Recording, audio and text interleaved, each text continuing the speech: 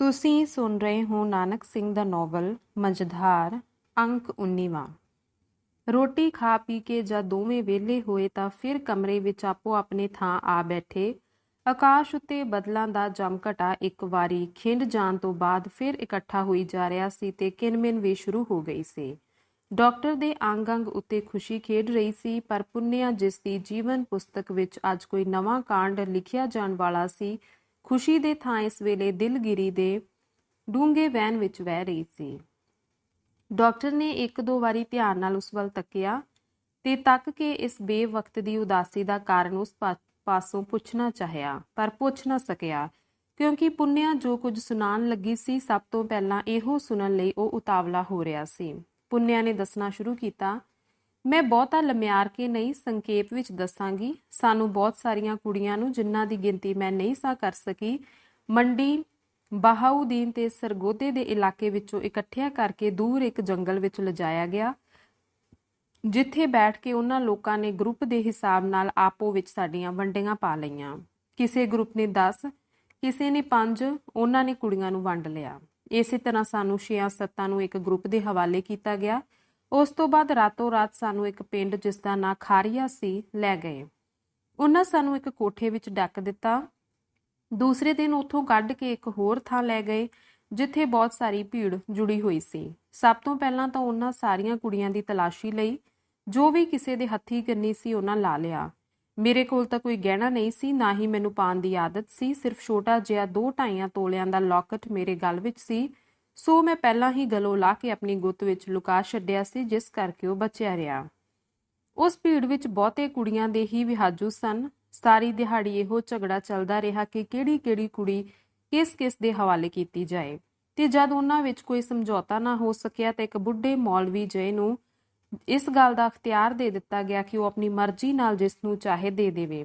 ਸਾਰੀਆਂ ਕੁੜੀਆਂ ਨੂੰ ਉਹ ਵਾਰੋ-ਵਾਰੀ ਵੰਡਦਾ ਗਿਆ। ਜਦ ਮੇਰੀ ਵਾਰੀ ਆਈ ਤਾਂ ਉਹਨਾਂ ਵਿੱਚ ਫਿਰ ਹੰਗਾਮਾ ਸ਼ੁਰੂ ਹੋ ਗਿਆ। ਅਖੀਰ ਉਸ ਮੌਲਵੀ ਨੇ ਸਖਤੀ ਨਾਲ ਸਾਰਿਆਂ ਨੂੰ ਕਹਿ ਦਿੱਤਾ, ਜਾਓ, ਮੈਂ ਤੁਹਾਡੇ ਵਿੱਚੋਂ ਕਿਸੇ ਨੂੰ ਵੀ ਨਹੀਂ ਦਿੰਦਾ। ਇਹ ਕੁੜੀ ਉਸ ਮੁਹਾਜ਼ਰ ਨੂੰ ਦਿੱਤੀ ਜਾਏਗੀ ਜਿਹੜਾ ਵਿਚਾਰਾ ਆਪਣਾ ਕੁਨਬਾ ਹਿੰਦੁਸਤਾਨ ਵਿੱਚ ਕਤਲ ਕਰਵਾ ਕੇ ਆਇਆ ਹੈ। ਨਾਲੇ ਇਹ ਕੁੜੀ ਪੜ੍ਹੀ ਲਿਖੀ ਜਾਪਦੀ ਹੈ ਤੇ ਉਹ ਵੀ ਪੜ੍ਹਿਆ ਲਿਖਿਆ ਹੈ। ਇਹ ਉਸੇ ਦੇ ਲਾਇਕ ਹੈ। ਇਸ ਤੋਂ ਬਾਅਦ ਸੋਤੇ ਪਏ ਮੌਲਵੀ ਨੇ ਮੈਨੂੰ 2 ਆਦਮੀਆਂ ਦੇ ਸਪੁਰਦ ਕਰ ਦਿੱਤਾ ਕਿ ਮੈਨੂੰ ਲਿਜਾ ਕੇ ਉਸ ਆਦਮੀ ਪਾਸ ਛੱਡ ਆਉਣ। ਥੋੜੀ ਦੇਰ ਬਾਅਦ ਉਹ ਮੈਨੂੰ ਲੈ ਟੁਰੇ ਤੇ ਪਿੰਡ ਦੇ ਪਿਛੋਕੜ ਇੱਕ ਅੱਧ ਪੱਕੇ ਘਰ ਦਾ ਬੂਹਾ ਜਾ ਖੜਕਾਇਆ। ਉਹ ਗੱਲ ਟੋਕ ਕੇ ਡਾਕਟਰ ਬੋਲਿਆ, ਮੈਂ ਸੋਚਦਾ ਹਾਂ ਤੁਹਾਡੇ ਲਈ ਕਿੰਨੀਆਂ ਔਖੀਆਂ ਘੜੀਆਂ ਹੋਣਗੀਆਂ ਜਦ ਇੱਕ ਪਾਸੇ ਤਾਂ ਤੁਹਾਡੇ ਸਾਰੇ ਰਿਸ਼ਤੇਦਾਰ ਕਤਲ ਕਰ ਦਿੱਤੇ ਗਏ ਤੇ ਘਰ-ਬਾਰ ਲੁੱਟ ਲਿਆ ਗਿਆ, ਫਿਰ ਉਹਨਾਂ ਜ਼ਾਲਮਾਂ ਨੇ ਤੁਹਾਡੇ ਨਾਲ ਇਹ ਸਲੂਕ ਕੀਤਾ। ਯਕੀਨਨ ਉਸ ਵੇਲੇ ਤੁਹਾਡੀ ਬੜੀ ਹੀ ਕਾਬਲੇ ਰਹਿਮ ਹਾਲਾਤ ਹੋਵੇਗੀ। ਨਹੀਂ ਜੀ, ਪੁੰਨਿਆ ਬੋਲੀ, ਮੇਰੀ ਹਾਲਤ ਓਨੀ ਕਾਬਲੇ ਰਹਿਮ ਨਹੀਂ ਸੀ ਜਿੰਨੀ ਤੁਸੀਂ ਖਿਆਲ ਕਰਦੇ ਹੋ। ਸ਼ੁਰੂ ਵਿੱਚ ਰਿਸ਼ਤੇਦਾਰਾਂ ਦੀ ਮੌਤ ਵੇਲੇ ਮੇਰੇ ਦਿਲ ਨੂੰ ਜ਼ਰੂਰ ਸਦਮਾ ਪੁੱਜਾ, ਪਰ ਜਦ ਮੈਂ ਵੇਖਿਆ ਕਿ ਉਹਨਾਂ ਜ਼ਾਲਮਾਂ ਪਾਸੋਂ ਬਚਣ ਦਾ ਕੋਈ ਰਾਹ ਨਹੀਂ ਤਾਂ ਮੇਰਾ ਦਿਲ ਕੀਤਾ ਕਿ ਆਤਮ ਹੱਤਿਆ ਕਰਕੇ ਆਉਣ ਵਾਲੀਆਂ ਮੁਸੀਬਤਾਂ ਤੋਂ ਆਪਣੇ ਆਪ ਨੂੰ ਬਚਾ ਲਵਾਂ। ਫਿਰ ਖਿਆਲ ਆਇਆ, ਇਹ ਤਾਂ ਬੁਜ਼ਦਿਲੀ ਹੋਵੇਗੀ ਕਿ ਦੁੱਖਾਂ ਮੁਸੀਬਤਾਂ ਪਾਸੋਂ ਡਰ ਕੇ ਜਾਨ ਗਵਾ ਬੈਠਾਂ। ਜੇ ਮੈਂ ਮਰਨਾ ਹੀ ਹੋਵੇਗਾ ਤਾਂ 1-2 ਨੂੰ ਤਾਂ ਮਾਰ ਕੇ ਮਰਾਂਗੀ। ਮੈਂ ਇਸ ਮਤਲਬ ਲਈ ਜਿਹੜਾ ਇੱਕ ਵਧੀਆ ਕਮਾਨੀਦਾਰ ਚਾਕੂ ਆਪਣੇ ਪਾਸ ਲੁਕਾਇਆ ਹੋਇਆ ਸੀ, ਜੇ ਕਦੀ ਉਹ ਮੇਰੇ ਪਾਸੋਂ ਖੋਹ ਨਾ ਲਿਆ ਜਾਂਦਾ ਤਾਂ ਜ਼ਰੂਰ ਮੈਂ ਕੁਝ ਨਾ ਕੁਝ ਕਰ ਗੁਜ਼ਰਨਾ ਸੀ। ਫਿਰ ਵੀ ਮੈਂ ਦਿਲ ਨਾ ਛੱਡਿਆ। ਪੱਕਾ ਇਰਾਦਾ ਬਣਾ ਲਿਆ ਕਿ ਜਦੋਂ ਵੀ ਦਾ ਲੱਗੇਗਾ, ਵਸਾ ਦੇ ਕੇ, ਧੋਖਾ ਕਰਕੇ, ਜਿਸ ਤਰੀਕੇ ਨਾਲ ਵੀ ਹੋ ਸਕੇਗਾ, ਆਪਣੇ ਰਿਸ਼ਤੇਦਾਰਾਂ ਦੇ ਖੂਨ ਦਾ ਬਦਲਾ ਲੈ ਕੇ ਮਰਾਂਗੀ। ਇਹ ਤਾਂ ਯਕੀਨ ਸੀ ਕਿ ਉਹਨਾਂ ਮੈਨੂੰ ਕਿਸੇ ਨਾ ਕਿਸੇ ਮੁਸਲਮਾਨ ਦੇ ਹਵਾਲੇ ਕਰ ਹੀ ਦੇਣਾ ਹੈ। ਪਰ ਫਿਰ ਵੀ, ਡਾਕਟਰ ਬੋਲਿਆ, ਉਸ ਵੇਲੇ ਜਦੋਂ ਉਹ ਵਹਿਸ਼ੀ ਤੁਹਾਨੂੰ ਇੱਕ ਦੈਂਤ ਦੇ ਹਵਾਲੇ ਕਰਨ ਲਈ ਲਿਜਾ ਰਹੇ ਸਨ, ਜ਼ਰੂਰ ਤੁਹਾਡੇ ਦਿਲ ਵਿੱਚ ਖੌਫ ਪੈਦਾ ਹੋਇਆ ਹੋਵੇਗਾ। ਹੋਇਆ ਸੀ, ਪੁੰਨਿਆ ਬੋਲੀ, ਪਰ ਐਡਾ ਜ਼ਿਆਦਾ ਨਹੀਂ, ਕਿਉਂਕਿ ਮਰਨ ਦੀ ਮੈਂ ਪਹਿਲਾਂ ਤੋਂ ਹੀ ਨੀਤ ਧਾਰ ਲਈ ਸੀ। ਜਦੋਂ ਜ਼ਿੰਦਗੀ ਦਾ ਲਾਲਚ ਹੀ ਨਾ ਰਿਹਾ ਹੋਵੇ, ਫਿਰ ਆਦਮੀ ਨੂੰ ਡਰ ਕਿਸ ਗੱਲ ਦਾ। ਮੈਂ ਤਾਂ ਸਿਰਫ ਇਸ ਲਈ ਜੀ ਰਹੀ ਸਾਂ ਕਿ ਕਿਸੇ ਢੰਗ ਨਾਲ ਦੁਸ਼ਮਣਾਂ ਦਾ ਖੂਨ ਕਰ ਸਕਾਂ।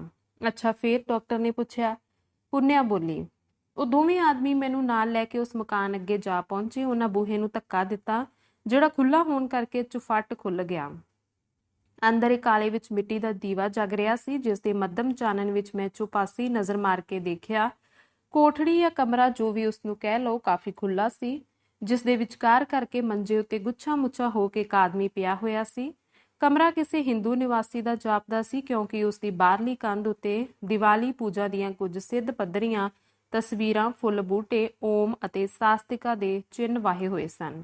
ਉਸ ਕਮਰੇ ਦੇ ਪਿੱਛੇ 2 ਕੋਠੜੀਆਂ ਸਨ। ਇੱਕ ਪਾਸੇ ਰਸੋਈ ਦਾ ਸਮਾਨ ਤੇ ਕੁਝ ਭਾਂਡਾ ਟਿੰਡਾ ਸੀ, ਜਿਸ ਦੇ ਲਾਗੇ ਕੁਝ ਉਖੜੇ ਹੋਏ ਮੰਜੇ ਤੇ ਹੋਰ ਕਿੰਨਾ ਹੀ ਰੱਦੀ ਖੱਦੀ ਸਮਾਨ ਖਿਲਰਿਆ ਪਿਆ ਸੀ। ਇੱਕ ਹੋਰ ਮੰਜੇ ਉੱਤੇ ਬਹੁਤ ਸਾਰੀਆਂ ਕਿਤਾਬਾਂ ਤੇ ਕਾਗਜ਼ ਪੱਤਰ ਰੱਖੇ ਹੋਏ ਸਨ। ਮੇਰੇ ਨਾਲ ਜਿਹੜੇ 2 ਆਦਮੀ ਸਨ, ਉਹਨਾਂ ਵਿੱਚੋਂ ਇੱਕ ਨੇ ਅੰਦਰ ਲੰਘ ਕੇ ਉਸ ਸੁੱਤੇ ਹੋਏ ਆਦਮੀ ਨੂੰ ਕਿਹਾ, ਲੈ ਓਏ ਮੁੰਸ਼ੀ, ਤੇਰੇ ਜੋਗੀ ਦੁਲਹਨ ਲਿਆਏ ਹਾਂ। ਤੇ ਦੂਜੇ ਨੇ ਮੈਨੂੰ ਅੰਦਰ ਵੱਲ ਧੱਕ ਦਿੱਤਾ। ਅੱਛਾ ਫਿਰ? ਡਾਕਟਰ ਨੇ ਅਗਲੇ ਬਿਆਨ ਦੀ ਭਿਆਨਕਤਾ ਤੋਂ ਸਹਿਮ ਕੇ ਪੁੱਛਿਆ। ਫਿਰ ਉਸ ਤੁਹਾਡੇ ਨਾਲ ਕੀ ਸਲੂਕ ਕੀਤਾ? ਪੁੰਨਿਆ ਦੱਸਦੀ ਗਈ। ਧੱਕੀ ਹੋਈ ਮੈਂ 5-6 ਕਦਮ ਅੰਦਰ ਵੱਲ ਜਾ ਕੇ ਡਿੱਗਦੀ ਬਚੀ। ਉਸ ਵੇਲੇ ਮੇਰੇ ਅੰਦਰ ਇੱਕ ਨਵਾਂ ਡਰ ਪੈਦਾ ਹੋਇਆ, ਕਿਉਂਕਿ ਮੇਰੀ ਇੱਜ਼ਤ ਤੇ ਜਾਨ ਦੋਵੇਂ ਖਤਰੇ ਵਿੱਚ ਸਨ। ਫਿਰ ਵੀ ਮੇਰੇ ਦਿਲ ਨੂੰ ਯਕੀਨ ਸੀ ਕਿ ਜਾਨ ਭਾਵੇਂ ਚਲੀ ਜਾਵੇ, ਪਰ ਜਦ ਤੱਕ ਮੇਰੇ ਹੋਸ਼ ਹਵਾਸ ਕਾਇਮ ਨੇ, ਇੱਜ਼ਤ ਨੂੰ ਖਤਰੇ ਵਿੱਚ ਨਹੀਂ ਪੈਣ ਦਿਆਂਗੀ। ਜਿਸ ਗੱਲ ਨੇ ਮੈਨੂੰ ਜ਼ਿਆਦਾ ਹੌਸਲਾ ਦਿੱਤਾ ਉਹ ਇਹ ਸੀ ਕਿ ਪਹਿਲੀ ਨਜ਼ਰੇ ਹੀ ਉਸ ਨੌਜਵਾਨ ਨੂੰ ਵੇਖ ਕੇ ਮੈਂ ਸਮਝ ਗਈ ਕਿ ਨੌਬਤ ਜੇ ਹੱਥੋਂ ਪਾਈ ਤੱਕ ਵੀ ਆ ਗਈ ਤਾਂ ਮੈਂ ਛੇਤੀ ਉਸ ਪਾਸੋਂ ਹਾਰਾਂਗੀ ਨਹੀਂ। ਉਹ ਸਰੀਰ ਦਾ ਬਹੁਤ ਤਕੜਾ ਨਹੀਂ ਸੀ, ਉਂਝ ਵੀ ਕੁੜੀ ਮੂੰਹਾਂ ਜਿਹਾ ਹੀ ਜਾਪਦਾ ਸੀ। ਅੱਛਾ, ਡਾਕਟਰ ਨੇ ਸਵਾਲ ਕੀਤਾ। ਉਸ ਫੇਰ ਤੁਹਾਡੇ ਨਾਲ ਕੀ ਸਲੂਕ ਕੀਤਾ? ਪੁੰਨਿਆ ਬੋਲੀ। ਉਹ ਜਿਸ ਕਰਵਟ ਪਿਆ ਸੀ ਪਿਆ ਹੀ ਰਿਹਾ, ਸਿਰਫ 1-2 ਵਾਰੀ ਸਿਰ ਚੁੱਕ ਕੇ ਉਸ ਮੇਰੇ ਵੱਲ ਤੱਕਿਆ ਤੇ ਬਸ। ਧੱਕਾ ਖਾ ਕੇ ਮੈਂ ਜਿਸ ਜਗ੍ਹਾ ਰੁਕੀ ਸਾਂ ਉੱਥੇ ਹੀ ਕਿੰਨਾ ਚਿਰ ਖੜੋਤੀ ਰਹੀ। ਪਹਿਲਾਂ ਤਾਂ ਮੇਰੀ ਸਲਾਹ ਹੋਈ ਕਿ ਉਸ ਆਦਮੀ ਦੀ ਅਣਗਹਿਲੀ ਤੋਂ ਫਾਇਦਾ ਉਠਾਵਾਂ ਤੇ ਝਪਟਾ ਮਾਰ ਕੇ ਉਸ ਦਾ ਗਲਾ ਘੁੱਟ ਸੁੱਟਾਂ, ਜਾਂ ਕੋਲ ਪਏ ਸੇਰੂਆਂ ਪਾਵਿਆਂ ਵਿੱਚੋਂ ਇੱਕ ਅੱਧ ਚੁੱਕ ਕੇ ਉਸ ਦੇ ਸਿਰ ਵਿੱਚ ਦੇ ਮਾਰਾਂ। ਪਰ ਇਤਨੇ ਥੋੜੇ ਕੰਮ ਨਾਲ ਮੇਰੀ ਤਸੱਲੀ ਨਹੀਂ ਸੀ ਹੋ ਸਕਦੀ। ਮੈਂ ਤਾਂ ਕਾਫੀ ਤਕੜਾ ਸ਼ਿਕਾਰ ਕਰਨਾ ਚਾਹੁੰਦੀ ਸਾਂ। ਘੱਟੋ ਘੱਟ ਉਨੀਆਂ ਜਾਨਾਂ ਤਾਂ ਜ਼ਰੂਰ ਲੈਣੀਆਂ ਚਾਹੁੰਦੀ ਸਾਂ ਜਿੰਨੇ ਮੇਰੇ ਘਰ ਦੇ ਜੀ ਮਾਰੇ ਗਏ ਸਨ। ਜਦੋਂ ਤੋਂ ਮੈਂ ਉਹਨਾਂ ਲੋਕਾਂ ਨੂੰ ਕਾਤਲਾਂ ਤੇ ਡਾਕੂਆਂ ਦੀ ਸ਼ਕਲ ਵਿੱਚ ਵੇਖ ਚੁੱਕੀ ਸਾਂ, ਮੈਨੂੰ ਹਰ ਇੱਕ ਮੁਸਲਮਾਨ ਤੋਂ ਨਫ਼ਰਤ ਹੋ ਗਈ ਸੀ। ਹਰ ਇੱਕ ਮੈਨੂੰ ਦਰਿੰਦਾ ਮਾਲੂਮ ਹੁੰਦਾ ਸੀ। ਜਿਉਂ ਹੀ ਮੈਂ ਉਸ ਮੰਜੇ ਤੇ ਪਏ ਹੋਏ ਨੂੰ ਤੱਕਿਆ ਕਿ ਨਫ਼ਰਤ ਨਾਲ ਮੇਰਾ ਅੰਦਰ ਬਲ ਉੱਠਿਆ। ਖਾਸ ਕਰ ਉਹਨਾਂ ਦੋਹਾਂ ਨੇ ਮੈਨੂੰ ਉਸ ਦੀ ਦੁਲਹਨ ਕਹਿ ਕੇ ਤੇ ਮੇਰਾ ਲੂੰ ਜ਼ਖਮੀ ਕਰ ਦਿੱਤਾ। ਮੈਂ ਨਫ਼ਰਤ ਨਾਲ ਉਸ ਵੱਲੋਂ ਮੂੰਹ ਫੇਰ ਲਿਆ। ਫਿਰ ਉਸ ਨੌਜਵਾਨ ਨੇ ਤੁਹਾਨੂੰ ਕੀ ਕੁਝ ਕਿਹਾ ਸੁਣਿਆ? ਡਾਕਟਰ ਨੇ ਪੁੱਛਿਆ। ਕੁਝ ਵੀ ਨਹੀਂ, ਪੁੰਨਿਆ ਬੋਲੀ। ਮੇਰਾ ਖਿਆਲ ਸੀ ਉਹ ਮੈਨੂੰ ਵੇਖਦਿਆਂ ਹੀ ਉੱਠ ਕੇ ਮੇਰੇ ਵੱਲ ਆਵੇਗਾ ਜਾਂ ਮੈਨੂੰ ਕੁਝ ਨਾ ਕੁਝ ਪੁੱਛੇਗਾ, ਪਰ ਉਹ ਸਗੋਂ ਹੋਰ ਵੀ ਸਿਰ ਆਪਣੀਆਂ ਬਾਹਾਂ ਵਿੱਚ ਦੇ ਲਿਆ, ਜਿਵੇਂ ਉਸਦੇ ਕਮਰੇ ਵਿੱਚ ਕੋਈ ਆਇਆ ਹੀ ਨਹੀਂ।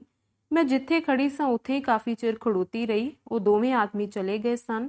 ਉਸ ਦੀ ਬੇਖਬਰੀ ਜਾਂ ਬੇਧਿਆਨੀ ਨੇ ਮੇਰਾ ਹੌਸਲਾ ਕਾਫੀ ਵਧਾ ਦਿੱਤਾ ਸੀ। ਡਰ ਤਾਂ ਉਸ ਪਾਸੋਂ ਮੈਨੂੰ ਪਹਿਲਾਂ ਵੀ ਬਹੁਤਾ ਨਹੀਂ ਸੀ, ਫਿਰ ਵੀ ਕਿਸੇ ਵੇਲੇ ਸੋਚਦੀ ਸਾਂ ਜੇ ਇਕੱਠੇ 2-4 ਆਦਮੀ ਬਾਹਰੋਂ ਆ ਕੇ ਮੇਰੇ ਉੱਤੇ ਟੁੱਟ ਪਏ ਤਾਂ ਮੈਂ ਕੀ ਕਰਾਂਗੀ।